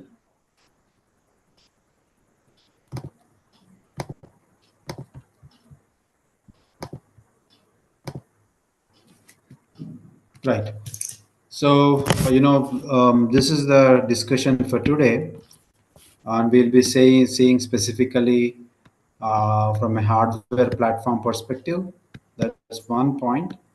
Second, we'll take a look at languages, and then third, we take a look at tools and frameworks. Right? These are the 3 points that we'll be looking at. Let's see how it goes. I've got like about 60 slides. So specifically, we'll see how it goes. So, as we have already seen, I think in the ongoing FDP at CDGI, you have already got n number of definitions. But just for the sake of uniformity in our understanding, what I say is you need to remember that it is connecting devices, right? Network of physical devices with sensors, actuators, processors, and communication capabilities. And what they do essentially is that for an application to deliver its end functionality, it involves a kind of data exchange, because most of the time, what essentially happens is an application is equal to program running on some hardware. It might be distributed, and this program is a collection of program text plus data, and this data is being communicated, and that's why data exchange is a critical part of IoT. And in the application layer, what is happening is we have got this application logic, right, which is realized through some algorithmic implementation in some language, right? So basically, decisions are done either automatically or autonomously, right? So basically, you should remember that there is a slight difference between automation and intelligence, right? So there are various things you might have already gotten a lot of lectures on AML, so by now you'll be knowing it, right? So specifically, what we are looking is we have a physical device, we have a connectivity, and often we'll be having a complex application running on the cloud side or server side, because the IoT devices do not have much of computation capabilities and storage capabilities, right? And eventually, the software is breathing in the concept of application. There is an ecosystem of applications in the domain of smart cities, healthcare, industrial IoT, agriculture, right? This is where we have spent time yesterday, like we have covered this industry 4.0. This is one variant of that. So essentially, this is you need to remember this. But before we go further, I will spend some time on this slide in here. Let's see what is the most of us are teachers, but we need to understand what is a development process, right? So when we talk of development process, what it entails is you write some program in some source language, right? And once you write it in some source language, you do a compilation, then you get the binary file, right? And this binary file is installed on some designated hardware running some operating system, right? This is essentially what happens. So specifically, when we talk of an IoT system, right, you see these dots are nodes or IoT nodes, and let's say you have got some application server hosted on the cloud.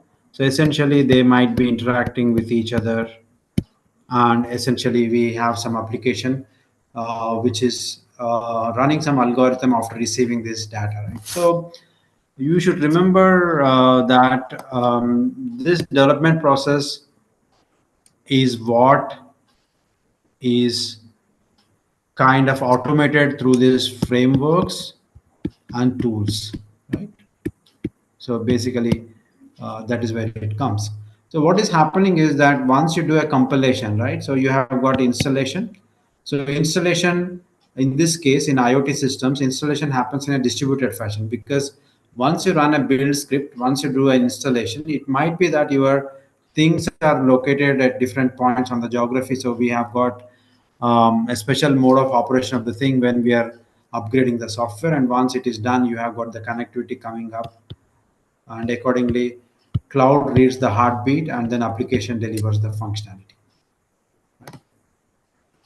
So specifically, when you take a look at the cloud IoT, right? So what is happening is we have got this cloud form, which where you are having your specific server instance, and that is connecting to your IoT devices through an appropriate protocol. And then accordingly, this application is delivering the designated functionality. Right? On the contrary, you have got an edge IoT. So remember that we are talking of a cloud IoT where you are having things, and most of the time the interesting software is running on the cloud frontier. On the contrary, when we talk of an edge IoT, what we are talking specifically is, let's say this is your cloud. Let's say this is your cloud, and then you are having connectivity, and you are having, let's say, Excuse me, sir. yeah. Sir, there are some messages regarding slides not moving. Oh, sorry. Yeah, Okay, then how is it now? What are you yeah, seeing yes, actually? yes, yes, yes, yes, yes. Is it working now? Yeah, now working, sir. Now working. Thank you. Okay. Thank Okay. you, sir. So specific. Okay, my God, you should be very careful, Manoj. I've been telling many things. So, have you guys seen this slide that I drew, No, no, sir. Manoj? Not seen. Not seen, nurse. Not seen. Oh, this is very bad. We missed this slide, sir. Okay, fine. You So, were let me audible, but do- the slide was missing, sir. okay, did you see this? Whatever I'm Sir, this is the writing second. Sir, this is the second slide. now. Mm, This is the fourth slide. then one more. You see at the You just can you take backward, sir? Just show the previous slides. No, no. This was yes, sir. We have seen this slide only. did you see my writing here? Yeah, yeah. We can see the writing, and we have only seen this slide, sir. Okay, fine. Right. So IoT ecosystem applications span across various domains, like smart cities, agriculture. Right. These days, a lot of emphasis is on automating agriculture. Right. We have spent time in day before yesterday's session on understanding industrial IoT in the name of Industry 4.0. Right. So let me do this once again, because this is very important what I explained in here, because that is the whole point why most of us. Let me do it again. Right. So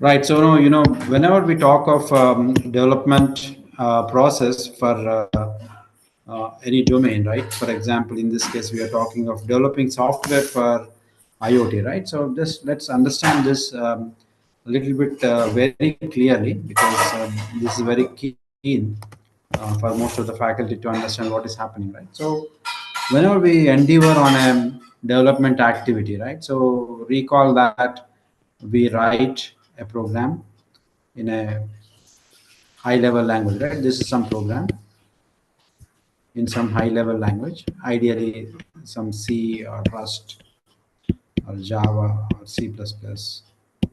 Right? So I'm not writing Python. We'll come to that Python a little bit later. So we have got a program, and then this program is subjected to compilation using an appropriate compiler, right, for the language, and then we get our binary file. Right? This is your executable. This executable would be installed on top of an operating system, which is running on a hardware, right, and which is generally a microcontroller platform. Or it could be that this binary could be installed directly on the hardware. In this case, it is a bare metal application. Right? So what happens in the domain of in the development environment for the we will be using IDEs, right? So this integrated development environment, which provides you a possibility to do programming plus compilation plus installation, right? Some IDs are very much integrated into this, and we call this overall stuff as a kind of build and install process. Is this clear, guys? Can somebody give a sound? So when we talk of developing IoT software, right? So we'll be configuring the IDE, and this IDE would be given information about the cloud server locations and IoT device or IoT nodes. Right? Specifically, this is how it is happening. I would like to take some question if anybody has it. Is this clear, guys? Yes, sir. I'm looking the chat box regularly. Okay, good. Yeah. So once our build and install system works, so the software gets flashed onto here. Likewise, things happen, and then the connectivity checks are done as whatever we have done in the configuration scripts. And by virtue of this entire coding, this entire application now starts breathing air, right? That means it is live. So for now, I'm on slide number 5. Manoj, can you confirm? Yes, sir. Right. Okay. Please be attentive, because if the slides Sure. don't roll, then it would be a huge effort for me to again repeat. Yeah. No, sir. Right. So basically, we have, whenever we talk of an IoT, right? These days, there is a lot of buzz in talking about cloud IoT and edge IoT, and then people are talking of Fed AI with edge IoT, right? So these are all buzzwords, but essentially, from the computer science perspective, there is nothing much buzz. Everything is a program running on some hardware, talking to each other on some network layer, right? So in the cloud IoT, what is happening is we have got a server instance running on the cloud, and you'll be having your IoT nodes that are talking to the server via the connectivity medium, right? This is an internet fabric, or ISP, I can write. So specifically, when the computation is completely happening on the cloud, we call it as a cloud IoT. When some computation is happening on the edge, we call it as a edge IoT. It's not, remember that edge are very small devices. They do not have much power or computational capabilities or storage volumes, right? So it's a minimum support that is there, and it is doing, right? These days, we have got this platform called Jettison Nano that is having a lot of computational power, but there's an exception. It also requires good amount of power, electricity also. When we talk of bringing in open source in electronics, I mean, this is electronics is not a proper word to be used in the computer science perspective, right? We have got microcontroller units, we have got application specific integrated circuits, and we have got a platforms called FPGA. We briefly look at it. We will not spend much time because this is not a detailed course. So what is the advantage of going for open source is that most importantly, it is low cost, right? Because it's community driven. So everybody pitches in with their skill set, and in the process, tools and platforms are born. And by virtue, everybody has participated. Royalties are not there, and technology is more or less very transparent. Right? And many people collaborate across the nations, across time zones. Most of the time in open source projects, software is committed on a minute by minute basis round the clock, right? And you have got by virtue of that possibility, since everybody is working round the globe, round the clock, then you have got faster prototyping is possible.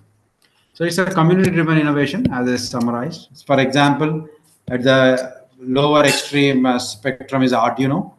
Then on the other extreme is your Raspberry Pi. For example, 5 is a very powerful platform, and these days we are having this ESP32, which is a kind of communication enabled microcontroller. By virtue of this Raspberry Pi only has an appropriate ports, but it is not having inbuilt communication. Like you have got an Ethernet port, then you have got a USB port for dongle, right? And you have got Bluetooth dongle can also be installed. right? So basically, these are the three hardware platforms that you can use, which are predominantly driven by open source efforts, right? So the core IoT hardware, like remember that you have got your sensors, you have got your actuators, right? So sensors that take the input from the environment, then you have got actuators that are imposed by the controls by the microcontroller running the program. And remember that there are two variants, right? So there is this microcontroller chip or MCU, we call it, and then there is a single board computer that has got this microcontroller along with some ports, right? And interfaces and the storage ROM. By virtue of this is a single board computer. Like for example, Raspberry Pi is a single board computer, and so is there's another single board computer, BeagleBone, right? Black, BeagleBone Black, BeagleBone Blue. These things, and there are also NXP boards. So basically, there are many. So we will not be taking any detailed look at this. These are just an overview of what is happening in here. And remember that most of the SBCs have ports to have Wi-Fi dongle, NB-IoT dongle, and then BLE, LoRa, ZigBee possibilities. So we are not doing any case study because we are already running short of time. So let me just quickly give you an overview that whenever we have developed some application after flashing or installing the software, what happens is you need to do this sensor connection, right? So that is very important. This needs to be done manually. Then you are done with the programming, and then appropriately topic-wise deposition of the data is done by the sensors. And on the cloud frontier on the server, we'll be having the visualization to do it, right? So what is important is with this overall open source fabric of hardware and software, it is possible to build powerful IoT prototypes, right? So these are the sensors that you have got. For example, this is the temperature sensor we are talking about. And you will be having, let's say, depending on the interface, GPIOs are configured as input pins, and then they'll be reading the digital input or serial input from the sensors, and we'll be using an appropriate communication broker that is helping us to connect to the remote server instances running. It might be a standalone machine or on the premise or off the premise on the cloud. Right, so basically you can do a hello world kind of thing, and you can see on the visualization whatever is the number that you are sending. Specifically, right, we are talking in the previous slide, we can just read the temperature from the sensor that we are getting, right? So this is your temperature sensor we are talking of. ESP does a kind of sync up with the sensor, and it picks up or of course the sensor picks up the value. Sorry to right? interrupt. I have one question. Yeah. Yeah, sir, how can we communicate between two Arduinos using I2C, that is inter-integrated circuit? So basically, you should remember that that is out of the, for example, you have got, this is Arduino 1 and Arduino 2, right? So basically, I2C might be given as a port, or you need to configure the GPIO pins to implement the I2C, right? Basically, you should remember that I2C is a specific protocol, right? Some people provide you a library to accomplish this send and receive stacks on either sides. So that is to be done. But remember that I2C is not an IoT compliant protocol, right? Remember that whenever we talk of an IoT protocol, what it means is it is being accomplished through IP based socket communication. Got it, Manoj? Yes, sir. Yes, sir. So specifically, when we talk of this I2C, which is at the low level, So there are some brokers that generally we accomplish call it. it serial communication protocol. No? Yeah, it is most of the time. Most of the time, I2C is it all depends on what should we say? Like I should say that I2C is we need to have, whenever we talk of a communication, right? We need to consider whether it is having an appropriate communication controller. Okay. Right. So basically, to answer your question, yes, inter-integrated circuit, because I2C itself means it is a inter-integrated Integrated. circuit Circuit. communication, Yeah. and SPI is also one kind of peripheral kind of thing. So ideally, we will be doing a kind of 1 bit per clock cycle kind of communication most of the time, and it is you will be having a serial clock line, and you will be having serial data line, but that is little bit away from the discussion that we are doing as part of this course. Okay. Okay. Right? It is you might be aware there is SCL, SDA, Yes. SDL. Yes. These are the vocabularies that come into picture, right? And it is a kind of multi-master, multi-save kind of thing, right? You will be having, whenever you are dumping something, you need to do a multi-master. Most of you might be knowing what is. I mean, because you guys are from CSE background, so it might be a little bit different, but essentially, you can say like most of the things become demystified. You compare with what exactly is happening in the UART and I2C. Shall we go ahead, Manoj? Yes. Yes, sir. Thank you. Thank you, sir. Yeah.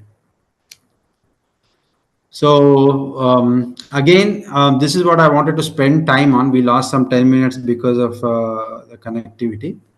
So how many of you, please, Manoj, take a look at the chat window. Are you guys familiar with FPGAs?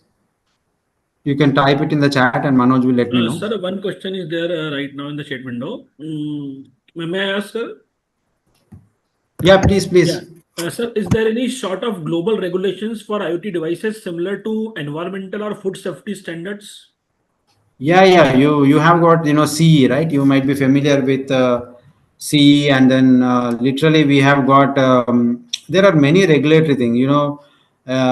For example, NIS2 has come in, right? So it all depends. Regulatory rules are always there with every domain. It all depends on what is the domain of deployment, right? Because regulatory rules are specific to the domain, and there is another regulatory for emission and so-called EMC, right? So basically, these are the things. But because we are taking this course from a software solution perspective, yes, the answer is yes. We do have regulatory rules. Basically, it has something to do with regulatory comes into picture when data privacy is of a concern. Let's say you are developing an IoT application, and let's say you are having sensors in some homes in Europe, and your cloud server is Maybe and located. also, sir, healthcare, because it is also sensitive. Yeah. Because, for example, GDPR is one regulation. As soon as privacy comes into picture, you have got, for example, COPA for children, and then CPRA from NIST has got this cybersecurity standards.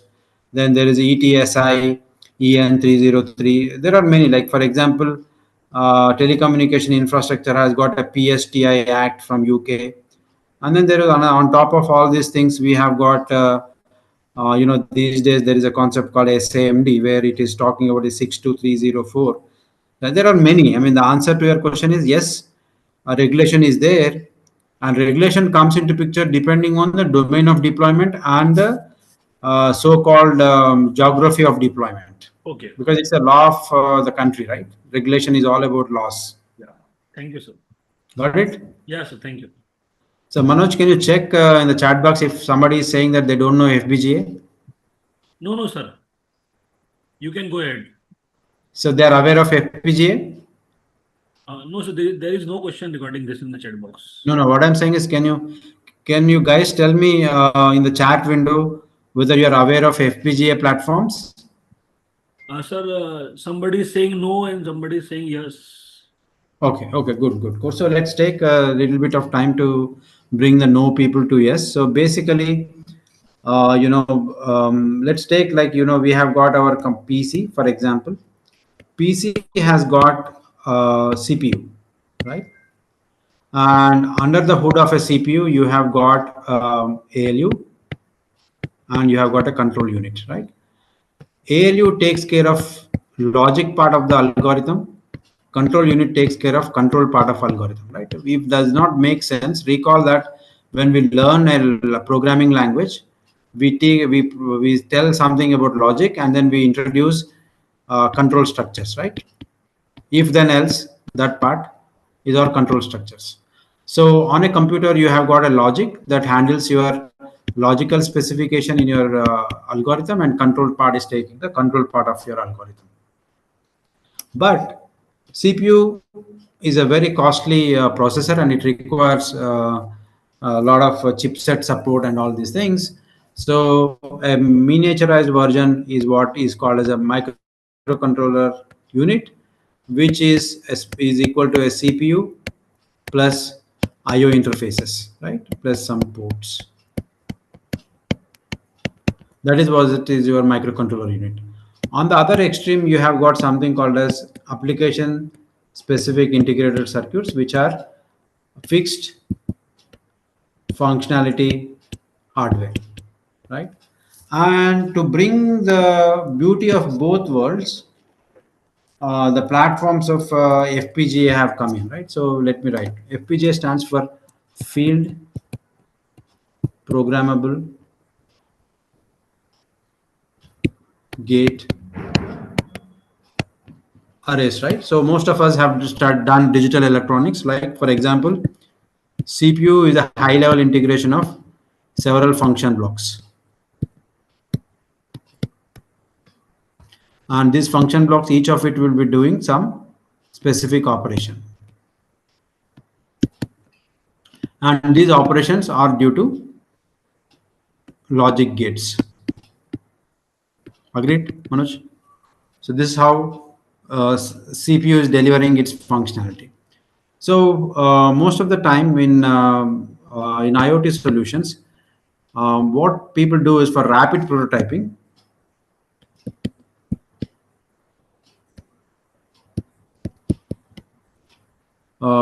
people use FPGA, because in FPGA we have got a programmable logic gates.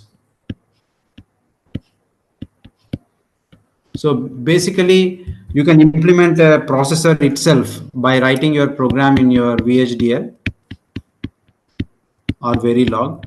You can implement the entire hardware in the on the gate fabric given in an FPGA, right? So basically, what happens is that in hardware you can accomplish a lot of activities that can happen in parallel execution, right? Hardware executes in parallel, not sequential. Because many real-time signal processing should happen parallelly, people prefer for certain category of applications FPGAs, and most of the time these days FPGAs are also inbuilt with some hardware accelerators also, which is required in your AML based implementations, right? So basically the advantages is that hardware logic, high throughput with low power and long life cycles for industrial use, right? People use it.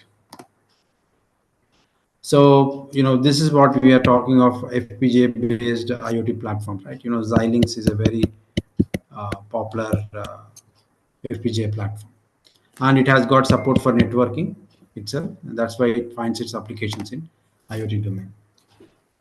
So microcontroller is one, hardware platform FPGA is one. We are not looking at ASIC because programmability is almost nil in the case of an ASIC.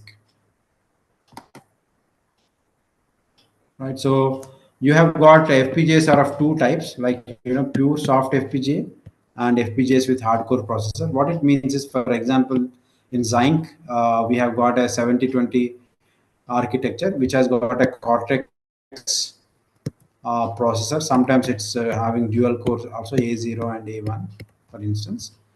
And then there is, on the other hand, we have got Cyclone FPGAs, which are having just soft. That means there is no processor inbuilt into the FPGA. It is just programmable gates. So you can implement your own digital circuitry using this Cyclone variant, but it will not be having any hardcore. And there are many low-cost FPGA boards for open source development, right? Icebreaker FPGA, Tiny FPGA, ULX, right? So yeah, sorry, because I need to take it fast because this completes our open source electronics discussion. If anybody has any questions, can you quickly take it, Manoj? So this is where we are completing our electronics part of the discussion. Okay. So if there are no questions, we'll go ahead. Sir, one question from audience side. What Yeah. kind of memory is used in FGPA? What can you speak loudly, please? What kind of memory used in FGPA? Yeah, so basically you should remember that there is no specific kind of memory in here. So you have got lookup tables. If you see in here, let me take for example, let me go back. So this is your FPGA platform, right? And on the chip, you will be having memories are separate, right? And on within the FPGA, there is a complete programmable fabric. It will be having memory cells in between. But the concept of memory, as we see in a computer, because remember that memory is also implemented through NAND and NOR gates, right? Do you agree? Yes, sir. And Zinc is that FPGA platform has got a network of gates which would let you to implement NAND and NOR gate based memory also. You can implement memory within the platform. So just to give you an idea, so it is having just lookup tables, programmable lookup tables, and you can program them. And because any digital element is a concept that is implementing a truth table behind various logic gates, and lookup table to give a logical conclusion to implement any kind of digital logic in an FPGA platform. Got it? Yes, sir. Thank you. Any more questions? No, Okay. sir. Okay, good. So in that case, we'll go to part 2.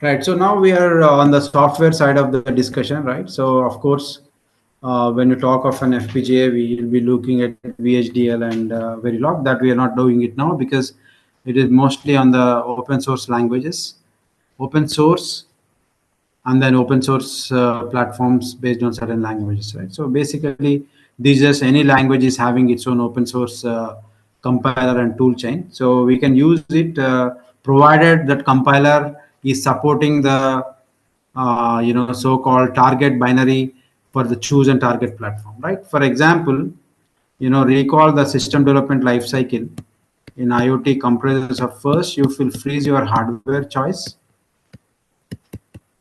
and then you will select the language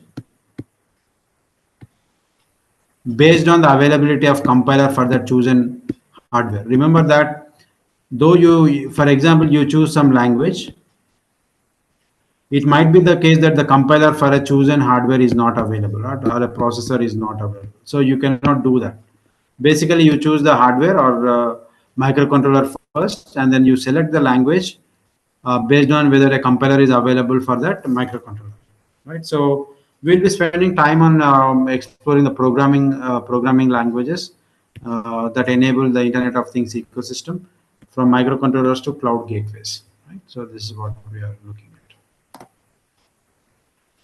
Why at all we need to worry about the programming languages, right? Because performance is a consequence of certain intrinsic and inherent programming language properties, and accordingly, for example, let's say you have some algorithm, right?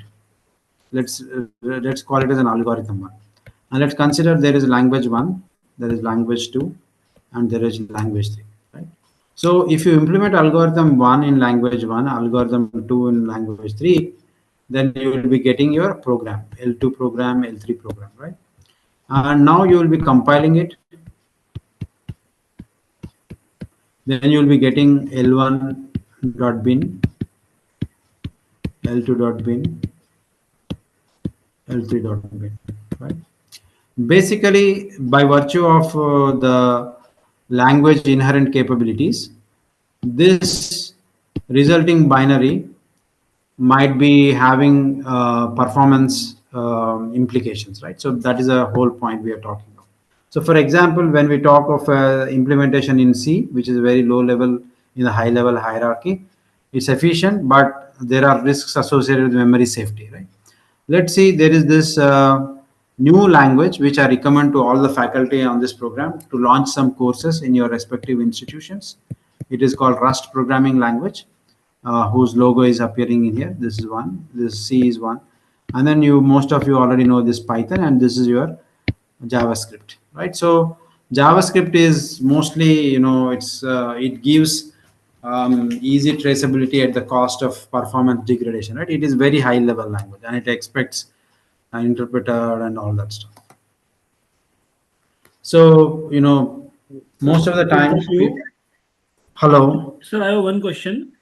Yeah. Sir, among these languages, which has the richest library for IoT development? So basically, this is all we are talking of. Let me just give you an idea what you have asked, because let me just new page after, right? So remember that, for example, I hope you people know C language, right? So for Yeah. example, we put, right, and you have got that, and let's say, right, and you have got some lines of code. Let's say you will be using method.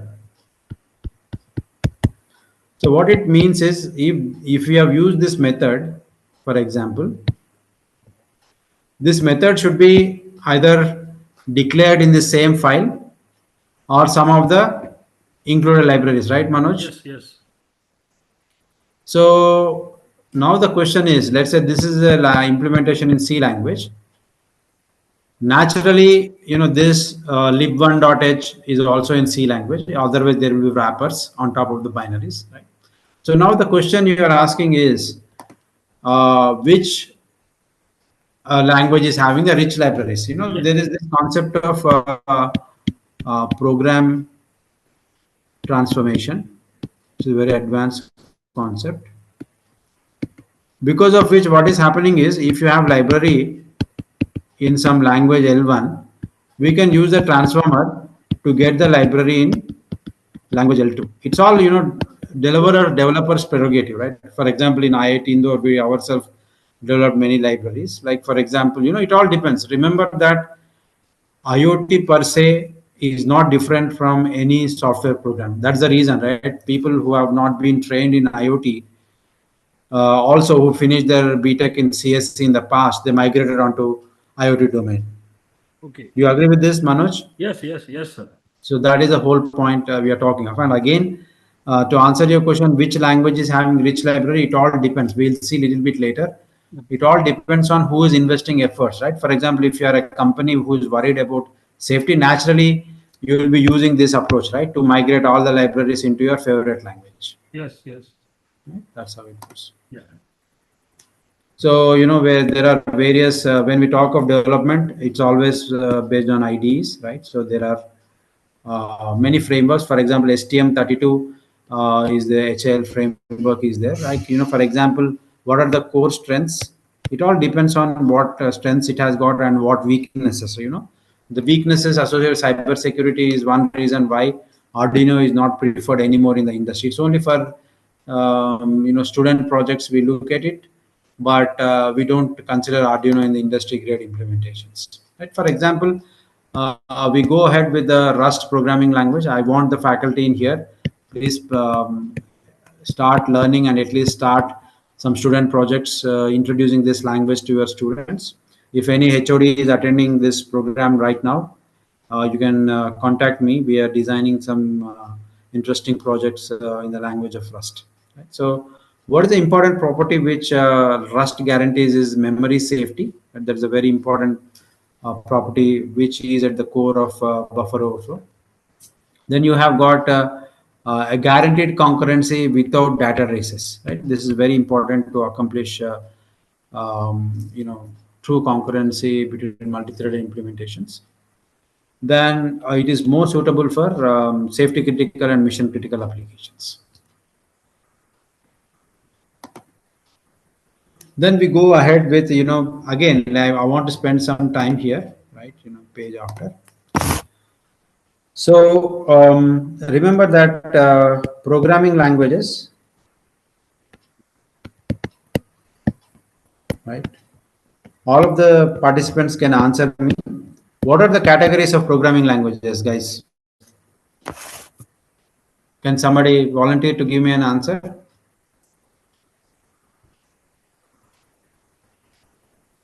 Right? We have got compiled languages, then we have got interpreted languages. Can somebody give me an example for compiled language? C programming, sir.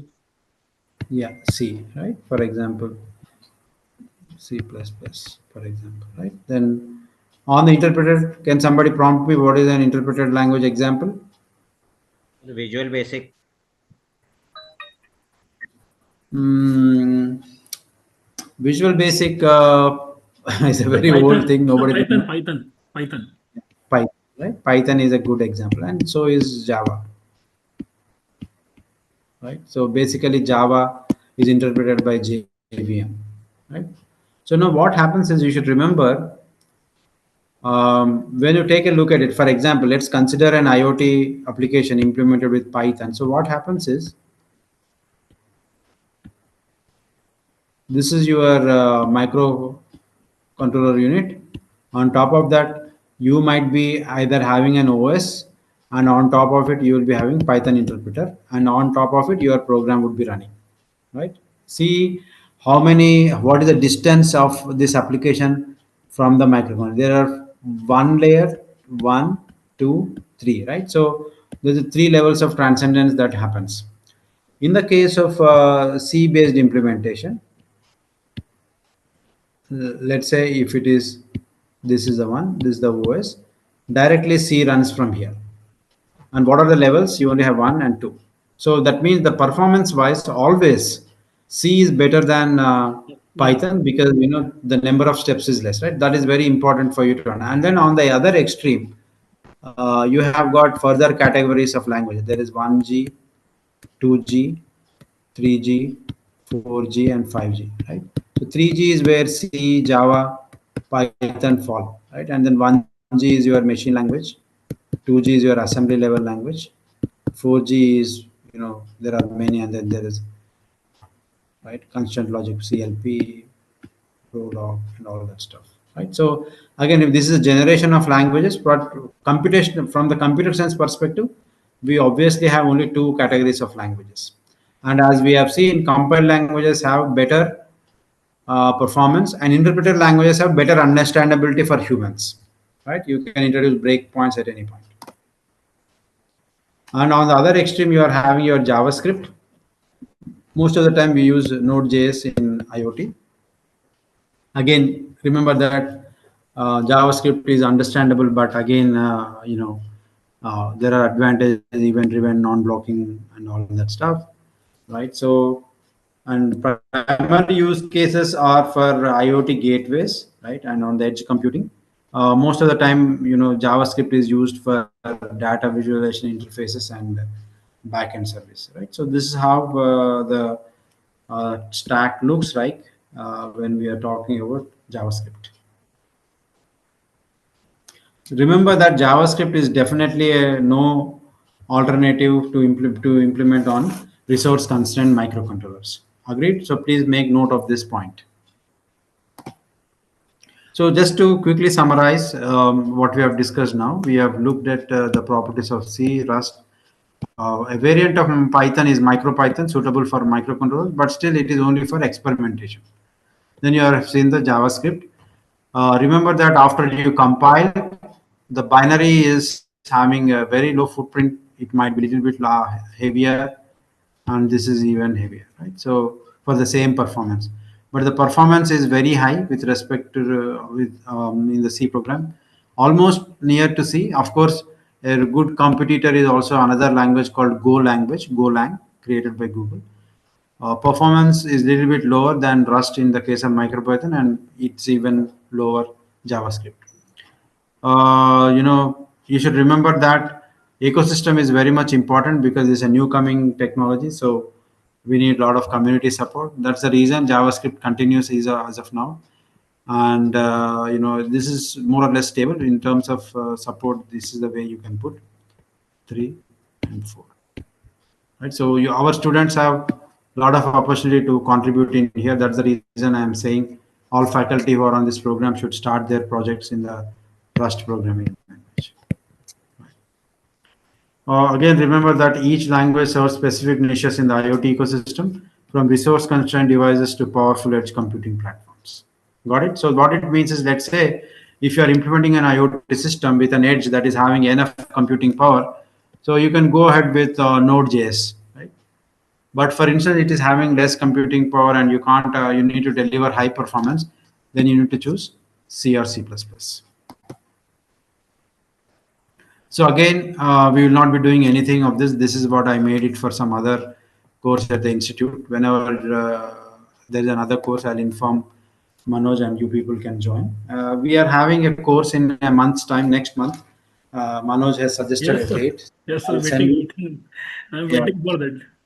yeah. So I'll send it to you, right? So this is one example of implementing. Like for example, let's say I want to implement an agri IoT solution. For example, this is what we are talking of. So essentially, what is required in agri thing, you might be requiring to know what is atmospheric humidity, what is soil humidity, and what is the temperature, is it raining, and all that stuff, right? So we will be having these sensors. They will be connected to your GPIO pins with appropriate ADC or DAC, whatever is appropriate. And then ESP2 would be connecting to your host computer where ThingSpeak stack is running through your Wi-Fi connectivity.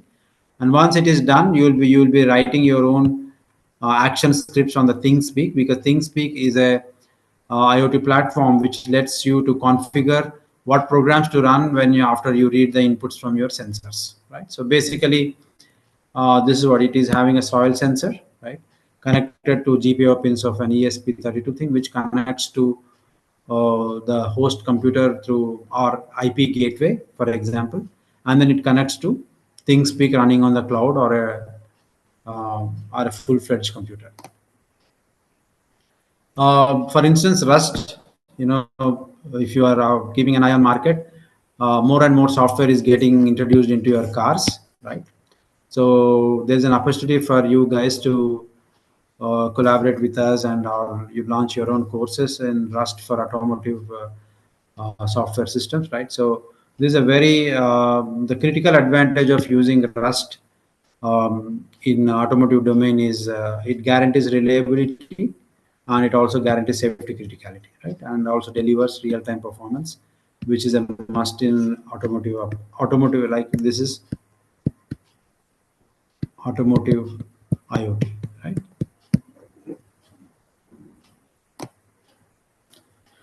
Then we go for language selection framework, right?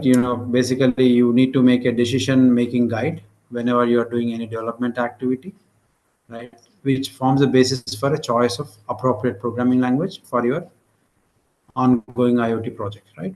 Based on specific requirements and constraints. Identify the performance needs, memory constraints, and safety requirements. If they are all high, then you need to go for Rust. Assess trade-offs. Basically, for example, the trade-off is, for example, in your team there are no developers with Rust language, but if you have expertise in C, then in that case we say no, we go for C, right? This is a kind of very trade-off decision, because I worked in industry before joining IIT Indore.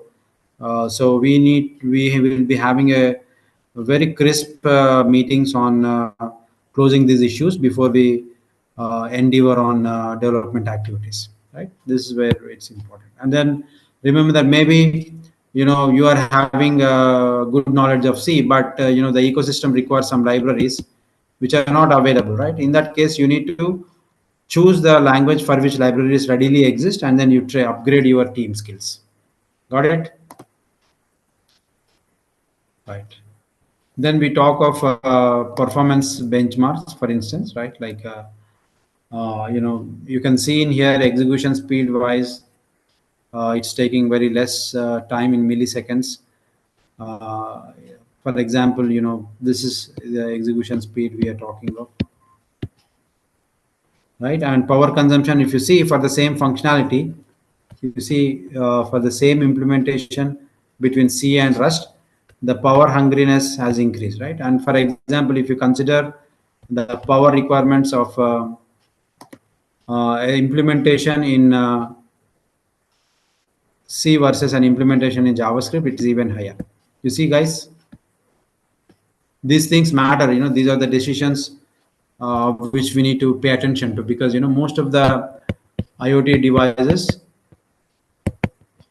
either harvest power and run on those harvested power, or they run on dry batteries. So it's always better that you save as much power as possible on an opportunistic basis. Any questions on this slide, guys? No questions, sir. Right. So, this is how it looks like, given that we have already seen electronics tools, libraries, and community support. You need to look to what ecosystem is having for your kind of domain, right? So this is what you need to understand, right? Mature toolchain exists for C and C++, but at the same time, Rust ecosystem is having a rapidly growing embedded hardware adaptation layer, providing hardware abstractions, right? So RTIC is one such kernel. Cargo package manager is an alternative for libraries, as we see in .h files in C.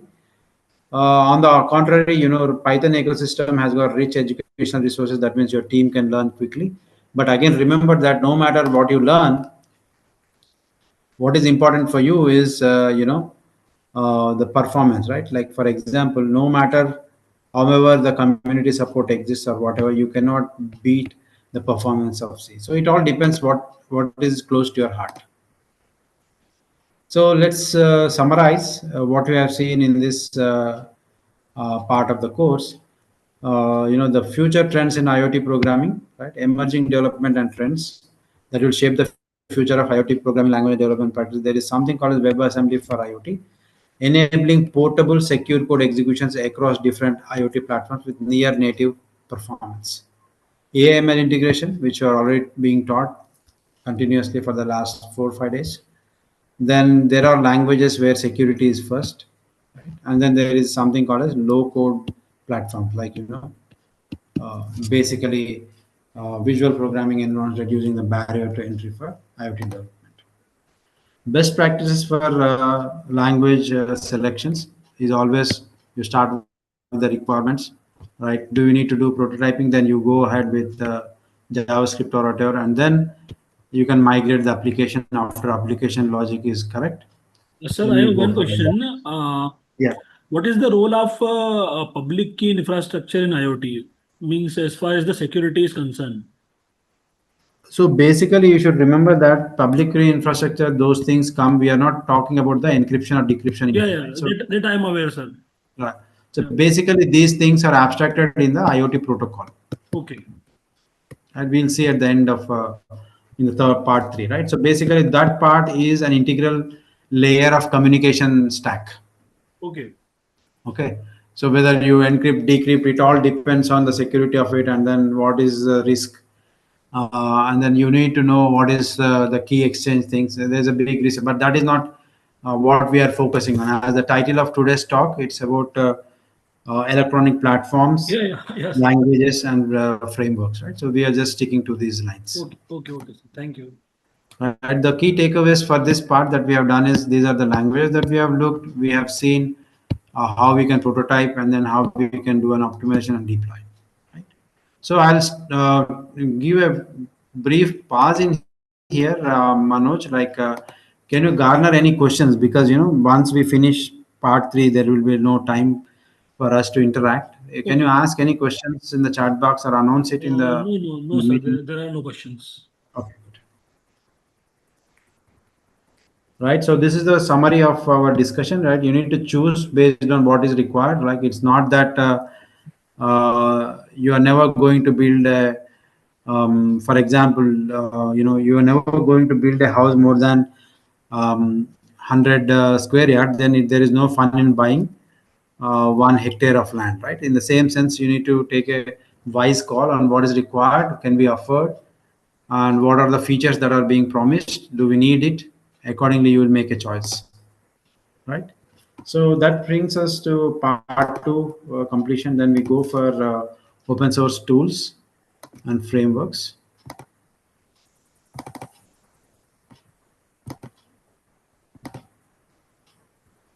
Right. So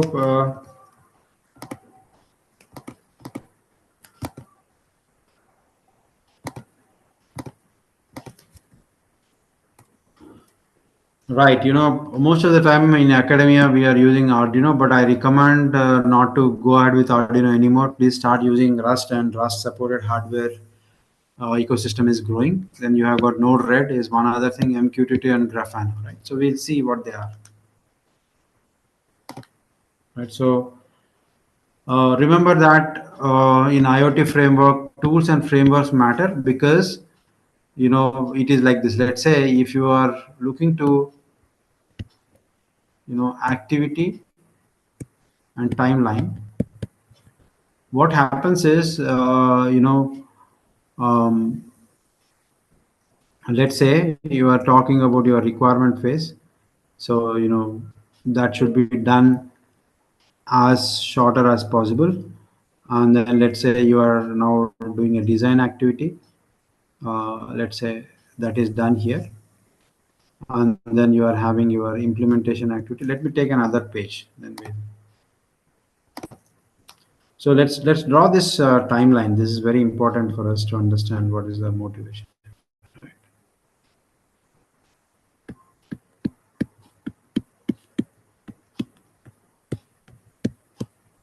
Right, and this is your timeline. So recall that you have got the traditional requirements, design, So one implementation. question is there in chat box. Yeah, Difference yeah. between C and embedded C means which is more efficient for IoT devices. No, it's not like See, basically C and embedded C. What is important is you need to understand. In embedded C, we have got restricted. The language is not full as we have in unrestricted C. Like embedded C, I can give you an example because C is a general purpose language, right? You should know that, Yeah. right? This is, and then what is done in embedded C is embedded C includes support for microcontrollers, right, and embedded systems. It is standard ANSI C plus additional features, right, and deals with direct register access. For example, in a C language, if you are doing a programming on a general purpose computer, you don't need to access the register, right? But in the embedded systems, we need to access the status register to program interrupt. So the language should provide you an ability to do configuration of these registers on a bit by bit basis. So we need to have a direct register access in the microcontroller. Such libraries are made available in the embedded C, right? And then you also have specifically we need to do pin programming like general GPIO kind of programming. This needs access to the explicit pin numbers on the input output ports. These things are not supported in general C, Okay, sir. right? Thank you. Good. So let's take a look at what is happening in terms of time. Like for example, and most of the time, what is important for us is, let's say, requirements should be done as quickly as possible, and development the design should be done as quickly as possible, and the implementation should be done as quickly as possible. And basically testing takes some time, right? We will just do testing is completed here, and then most of the time release is done immediately, right? Let's not worry about the maintenance part now, right? So let's say this is a timeline that you have from the project commencement, that marketing people has given you the requirement, and this is the point where it is released into the market, right? So what is important is this, let's say, let's put it as time period release like TR, right? So TR should be as small as possible because a product has got something called as shelf life. That means if you release any later than that, your product will become obsolete in the market. Got it, guys? I think you people should know this. And for that reason, it is better to use your tools and frameworks because it reduces the time spent in this entire SDLC. Got it? Right. So that is the whole point. So basically, it has got provides development foundation that is well verified, cost reduction because time is also reduced in the development, and then it drives innovation because some people will be developing tools. You will be only focusing on your applications. I can give you an anecdote, right? For example, how many of you drive a car or scooter or bike? You can start talking now because we just have 20 minutes left. I hope most of us have. Maybe you are hesitant to talk. So, since you are having a car and a bike or a cycle or whatever, how many of you have made your own tools? You don't, right? You will buy the spanners from the market. You can make your own tools since you are all engineers. You can definitely go to your workshop and get it done, but it escalates the cost and also time. But imagine that there is a professional company who specializes in only tools, then your time and quality improves because you only focus on your activity, right? So IoT developers should focus on the development activity, not on some irrelevant things, right? And development activity can infinitely benefit from the tools and frameworks. Right? That is the whole motive. So there are many, most of the tools are integrated into the IDEs, and these IDEs give a possibility to configure tool chains into it, right? For example, Arduino IDE. Eclipse IT IoT is a very elaborate platform, right? And of course, VS Code is also having many extensions for the IoT domain. And there is this platform IO is also a very popular thing for IoT domain, right? This is Arduino. This is your platform IO. This is your Eclipse, and this is your VS Code. Again, it's always better to go ahead with open sources because you can change the internals of it as per you need, because an elaborate palette of configurations are provided for the developers, right? It is, you can also enable cross platform development, and multiple boards are supported with underlying, they have got a configuration framework in Eclipse. And it's always, most of this So one platform. question is there in the chat box. Which Arduino is mostly used in day-to-day life? No, Arduino, I should say, you might be disappointed. Arduino is not at all used in industry. Yeah. Not at all. So Arduino is only used to do learning thing, and that too at the university level. Nobody uses Arduino in industry. Okay, does that answer your question, Manoj? Yes, sir. One of the participant in chat box. Yes. Okay, yeah. So Arduino is not at all used for industry grade development because it is only for rapid learning purposes without worrying about various things. So again, for example, in IIT Indore, we developed a full-fledged One IoT protocol, which is completely scalable and completely interoperable. And we also have the protocol plus mobile Android app together with connectivity configurations, right? And of course, you have got MQTT co-op, which is a standard thing, and then OPCU also exists. Again, whenever there are choices, right? Like when you go to a restaurant, you have multiple choices, right? But again, you should remember that if any members in the family have got health issues, then accordingly you will be choosing an appropriate item from the menu, right? Accordingly, when you have multiple choices in the design process, you need to make a choice, right? Do you need a lightweight protocol? Then you go for these guys for your chosen platform. If you want a fully customized and fully sophisticated support, but you are not worried about lightweightness, then you can go for our implementation, which is One IoT. I'll give you the references. They're there at the end. So basically, protocol selection matters such as energy versus bandwidth. For example, why energy is coming into picture? Let's say there is one protocol that is depositing messages at 1 megahertz, right? There is another protocol that is depositing message at 10 hertz, and there is one protocol that only does 1 hertz, right? So what it means is this is 1 message per second, right? This is 10 messages per second. This is 10 to the power of 6 messages per second, right? So what it means is higher the deposition frame, then higher would be its energy requirement. And likewise, higher the messaging frequency, bandwidth is also requirements also increase, right? Then there is a latency requirements and interoperability. For example, our protocol is completely interoperable, no matter what hardware you choose.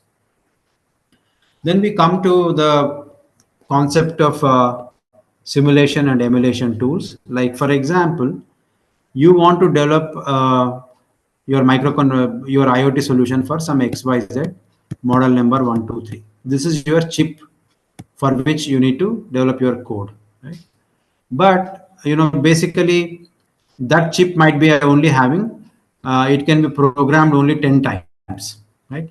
So you cannot risk to do the development on that chip, and basically developers want to flash and see what is going to happen, right? In that case, what we go for simulators and emulators, right? So simulators, we can go in for it, and accordingly use, instead of doing it on the original platform, we use a simulator.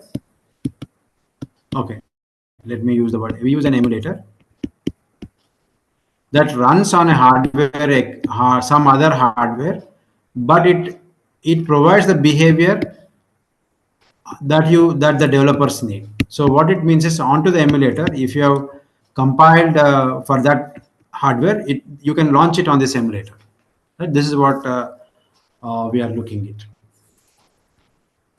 Then for example, QEMU can emulate this ARM hardware, RISC-V hardware based on microcontrollers, right? And for example, Walkwe provides ESP32 Arduino simulation, and then there is this concept of digital. This is a little bit advanced, we will not talk. This is how it looks like. This Tinkercad is this one we are talking of, directly web-based. You can just download this, and then you can log into the web page, and then you can select on the drop-down menus, drop this ESP module, connect the ESP pin, and you can use this. This is a visual editor on the internet, and then you can dump your program, and it will show the LEDs and all that stuff on the wall. This is a walkway for Arduino and ESP32 we are looking at. This is a QEMU simulator interface. Why simulation? Pre-hardware testing, cost reduction, safety first, economic benefits, right? So you first prototype, simulate, optimize, and deploy. So when it comes to data platforms, remember that IoT is only on the leaf node, right? Like for example, let's consider that this is our overall IoT solution, right? This is how, again, remember that it is bad to put the links, right? Let's say that this is on the cloud, and these are the IoT nodes, right?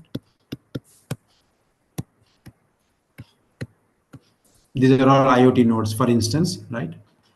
Then what we are doing is essentially these IoT nodes are basically sense or actuate nodes that either pick up the information from the environment and translate it into data on the application, right? So most of the time IoT these days is IoT nodes are used to fetch the information from the environment, and most of the time we need to make meaningful applications and inferences from the data picked, we need to have data platforms. Like for example, you have got Node-RED platform, OpenHAB, Grafana, ThingsBoard, right? Like these are the data aggregation platforms which are integrated with data analytics support.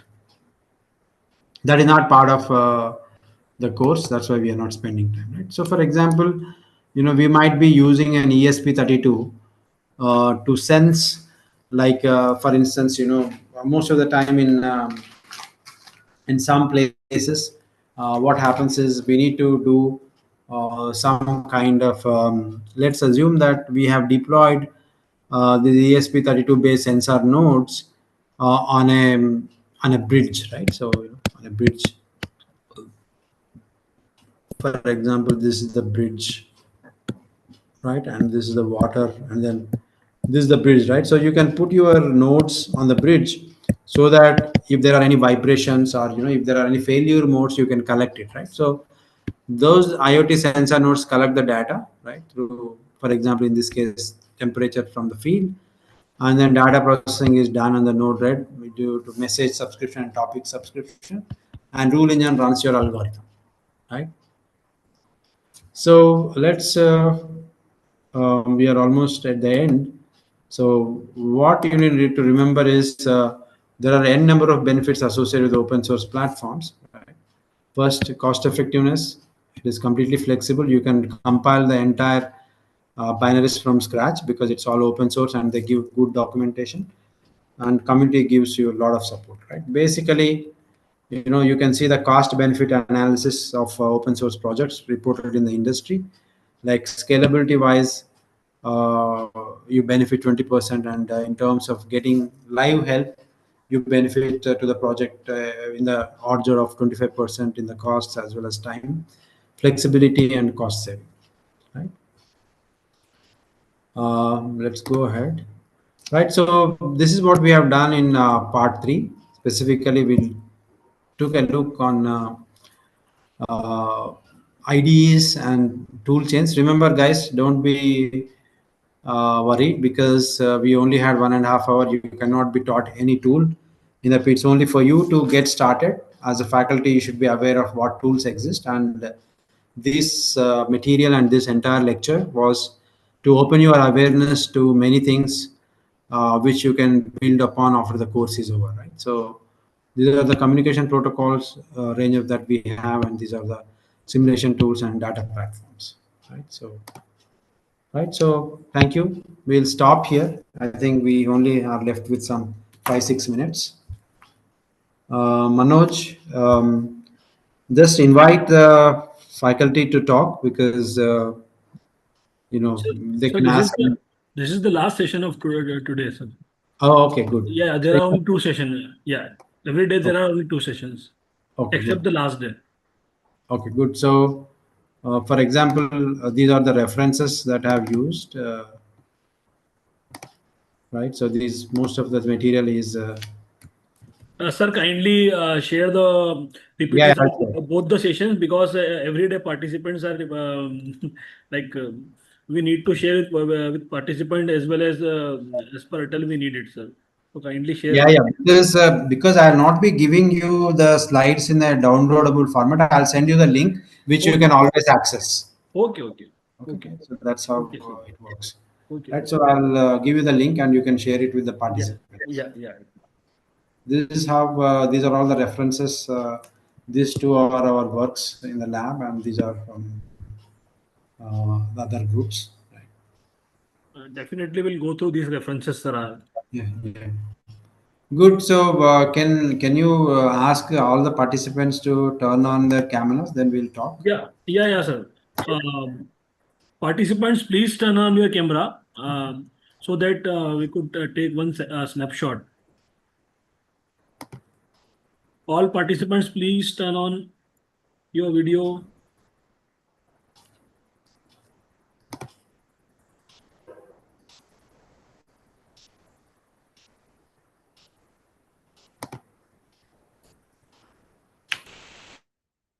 Just 1 minute, sir.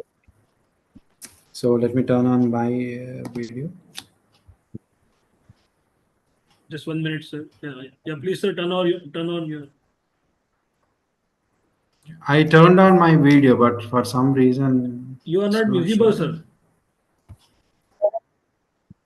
Yeah, actually, I have opened my camera. Actually, wait. How is it now? Yeah, yeah, no, no visible, sir. I'm just taking the snapshot, so just 1 minute.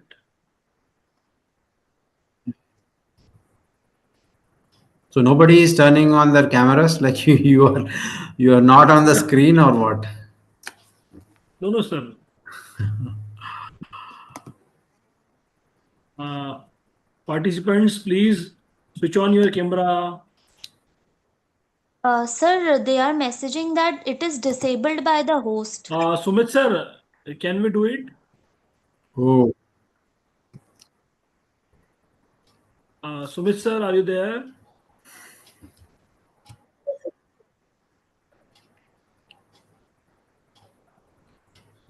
Sumit sir.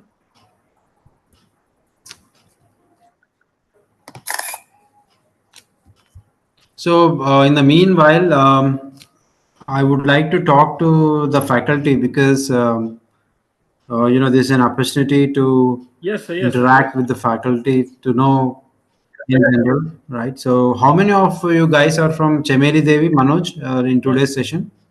Sir, in CS department, we have around 25 faculties, sir. And other allied So department of they are all computer here. science, other allied department of computer science, we So have they are all around, here today. yeah, yeah, yeah, sir. Most of them. Okay, good.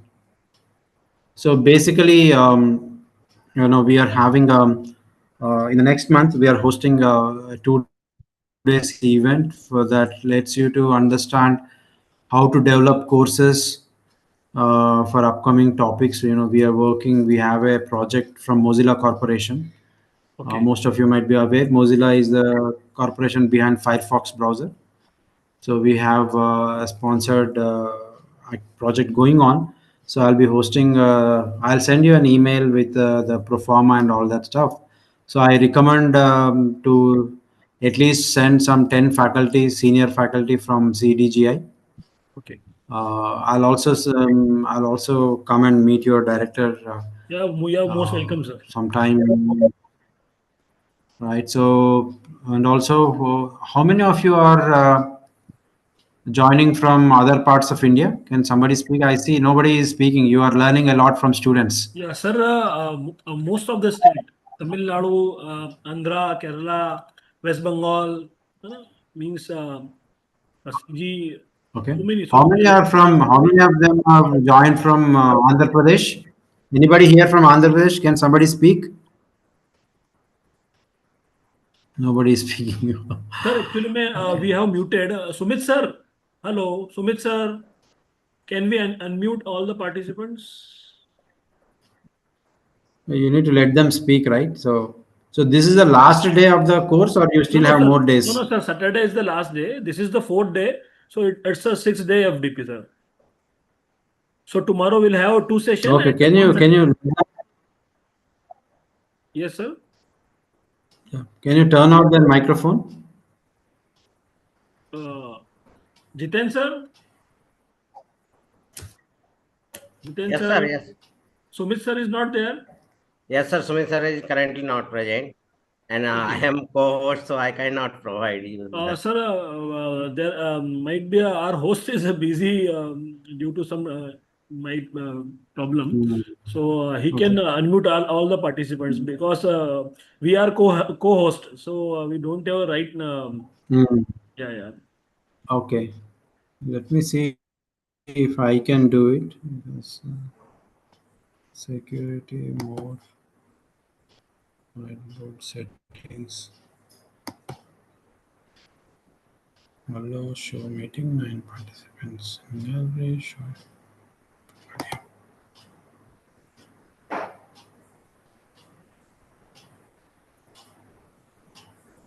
Okay. There is nothing that statistics and background. I think you can do it, right? You are our co-host, right? I'm trying to unmute, but it's not working, sir. Madam అనుకుంటే పిల్లలు లేకపోయేటప్పటికి ఎవరో చెప్పింది Yeah, I think somebody is కట్టాలు speaking, right? Yeah, yes yeah. हुआ unmute हुआ जी చూపించుకోకూడదా Okay. అన్నారు ఏం చూపించుకోలేదు Okay, great, great. తర్వాత So I would like to speak to the faculty. చూసే ఉన్న పెట్టమన్నాడు మళ్ళీ Okay, somebody is on the phone. Hello కనపడి Yeah, this is a problem. If you unmute, they'll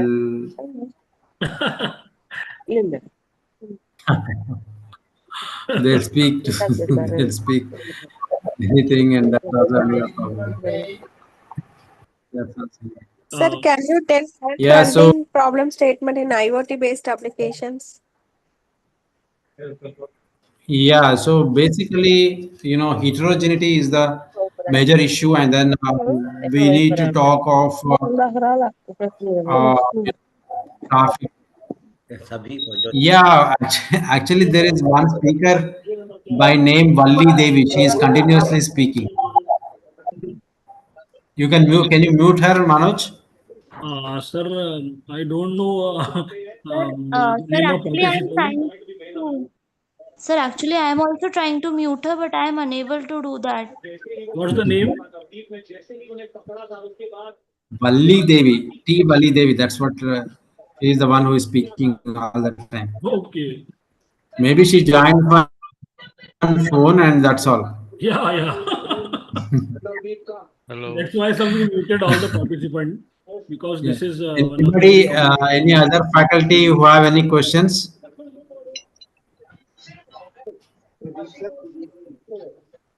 Hello. Can you hello? Yeah, please go ahead. Yes, sir. Myself, Dharmendra Pathi from Mhm. Rustomji Institute of Technology, Tekanpur, Gwalior. Okay, good. Sir, I want to know why the time is in the evening session. Sir, can I answer, sir? This is the guidelines of AICT, sir. So all the online sessions will be held in the evening. So these are the guidelines from AICT Atal Academy. Okay, okay. Yeah. Sir, thank you. So yeah, any faculty from Andhra Pradesh who which are here today, we can talk. Sumit sir is not there. So Sumit ji can miss call. Sir, we have Everybody is around. talking. Hello? Sir, we have. यही सामने ही बैठी मैं तो laptop पे Sir, we have around more than 500 participants approved in our official ID, and most of the states we covered means um, almost every state have responded to this FDP. So, but not every participant is joining every day. So, but we have participants from Andhra also Mhm. registered. Okay. Anybody joining here from Hyderabad?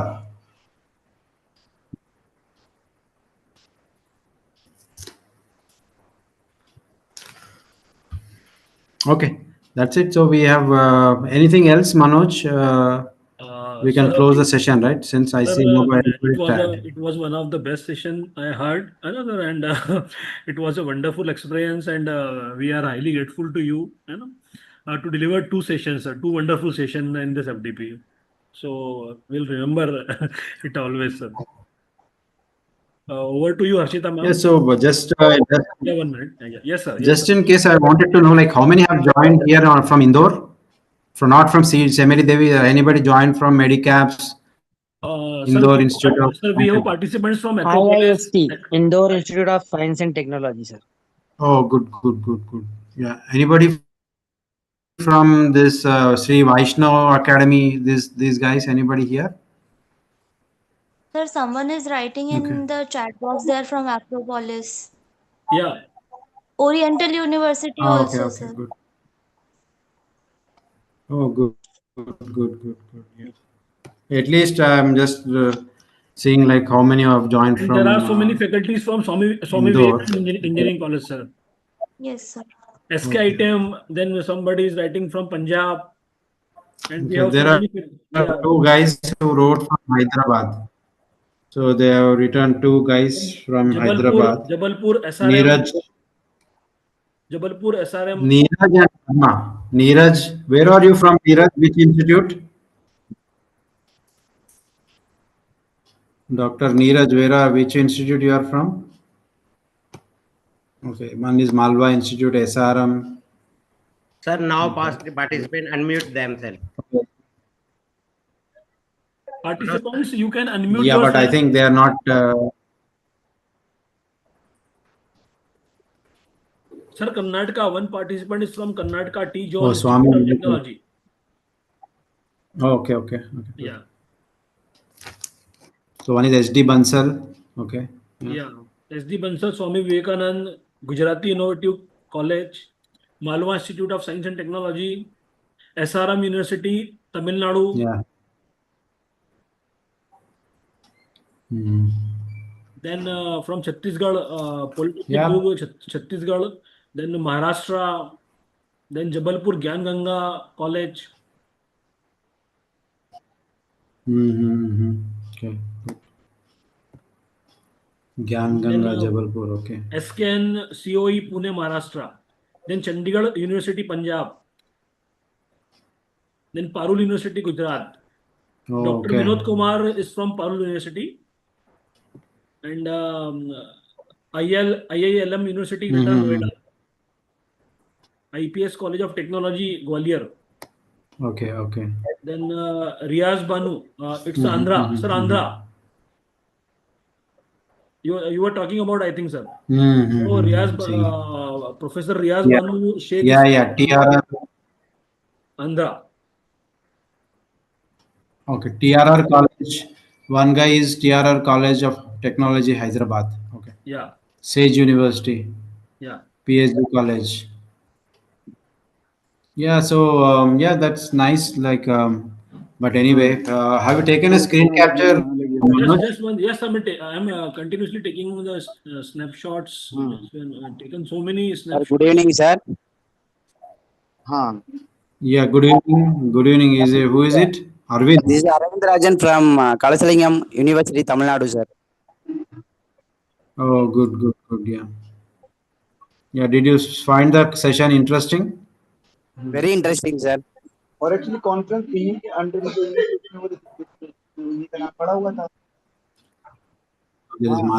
Medicaps. Thank you, sir. Give a wonderful session. Thank you so much. Yeah. Yeah. Thank you all. Yeah. Good. So Manoj, I'll send you the my invitation. Please circulate in the Indore Yeah, group. definitely, sir. Not only in We are Indore, just organizing in it. all Yeah. contexts. Yeah. Yeah. Yeah. So this should be done. Then we have a very intense program planned. Okay. Because at the end of the day, all of us to participate in the nation's prosperity, not only IITs. So that's a scheme Okay. for this entire activity from Mozilla Corp, right? So that's the reason we want to enable academic processes in the responsible and safe AI. That's the program focus, Okay.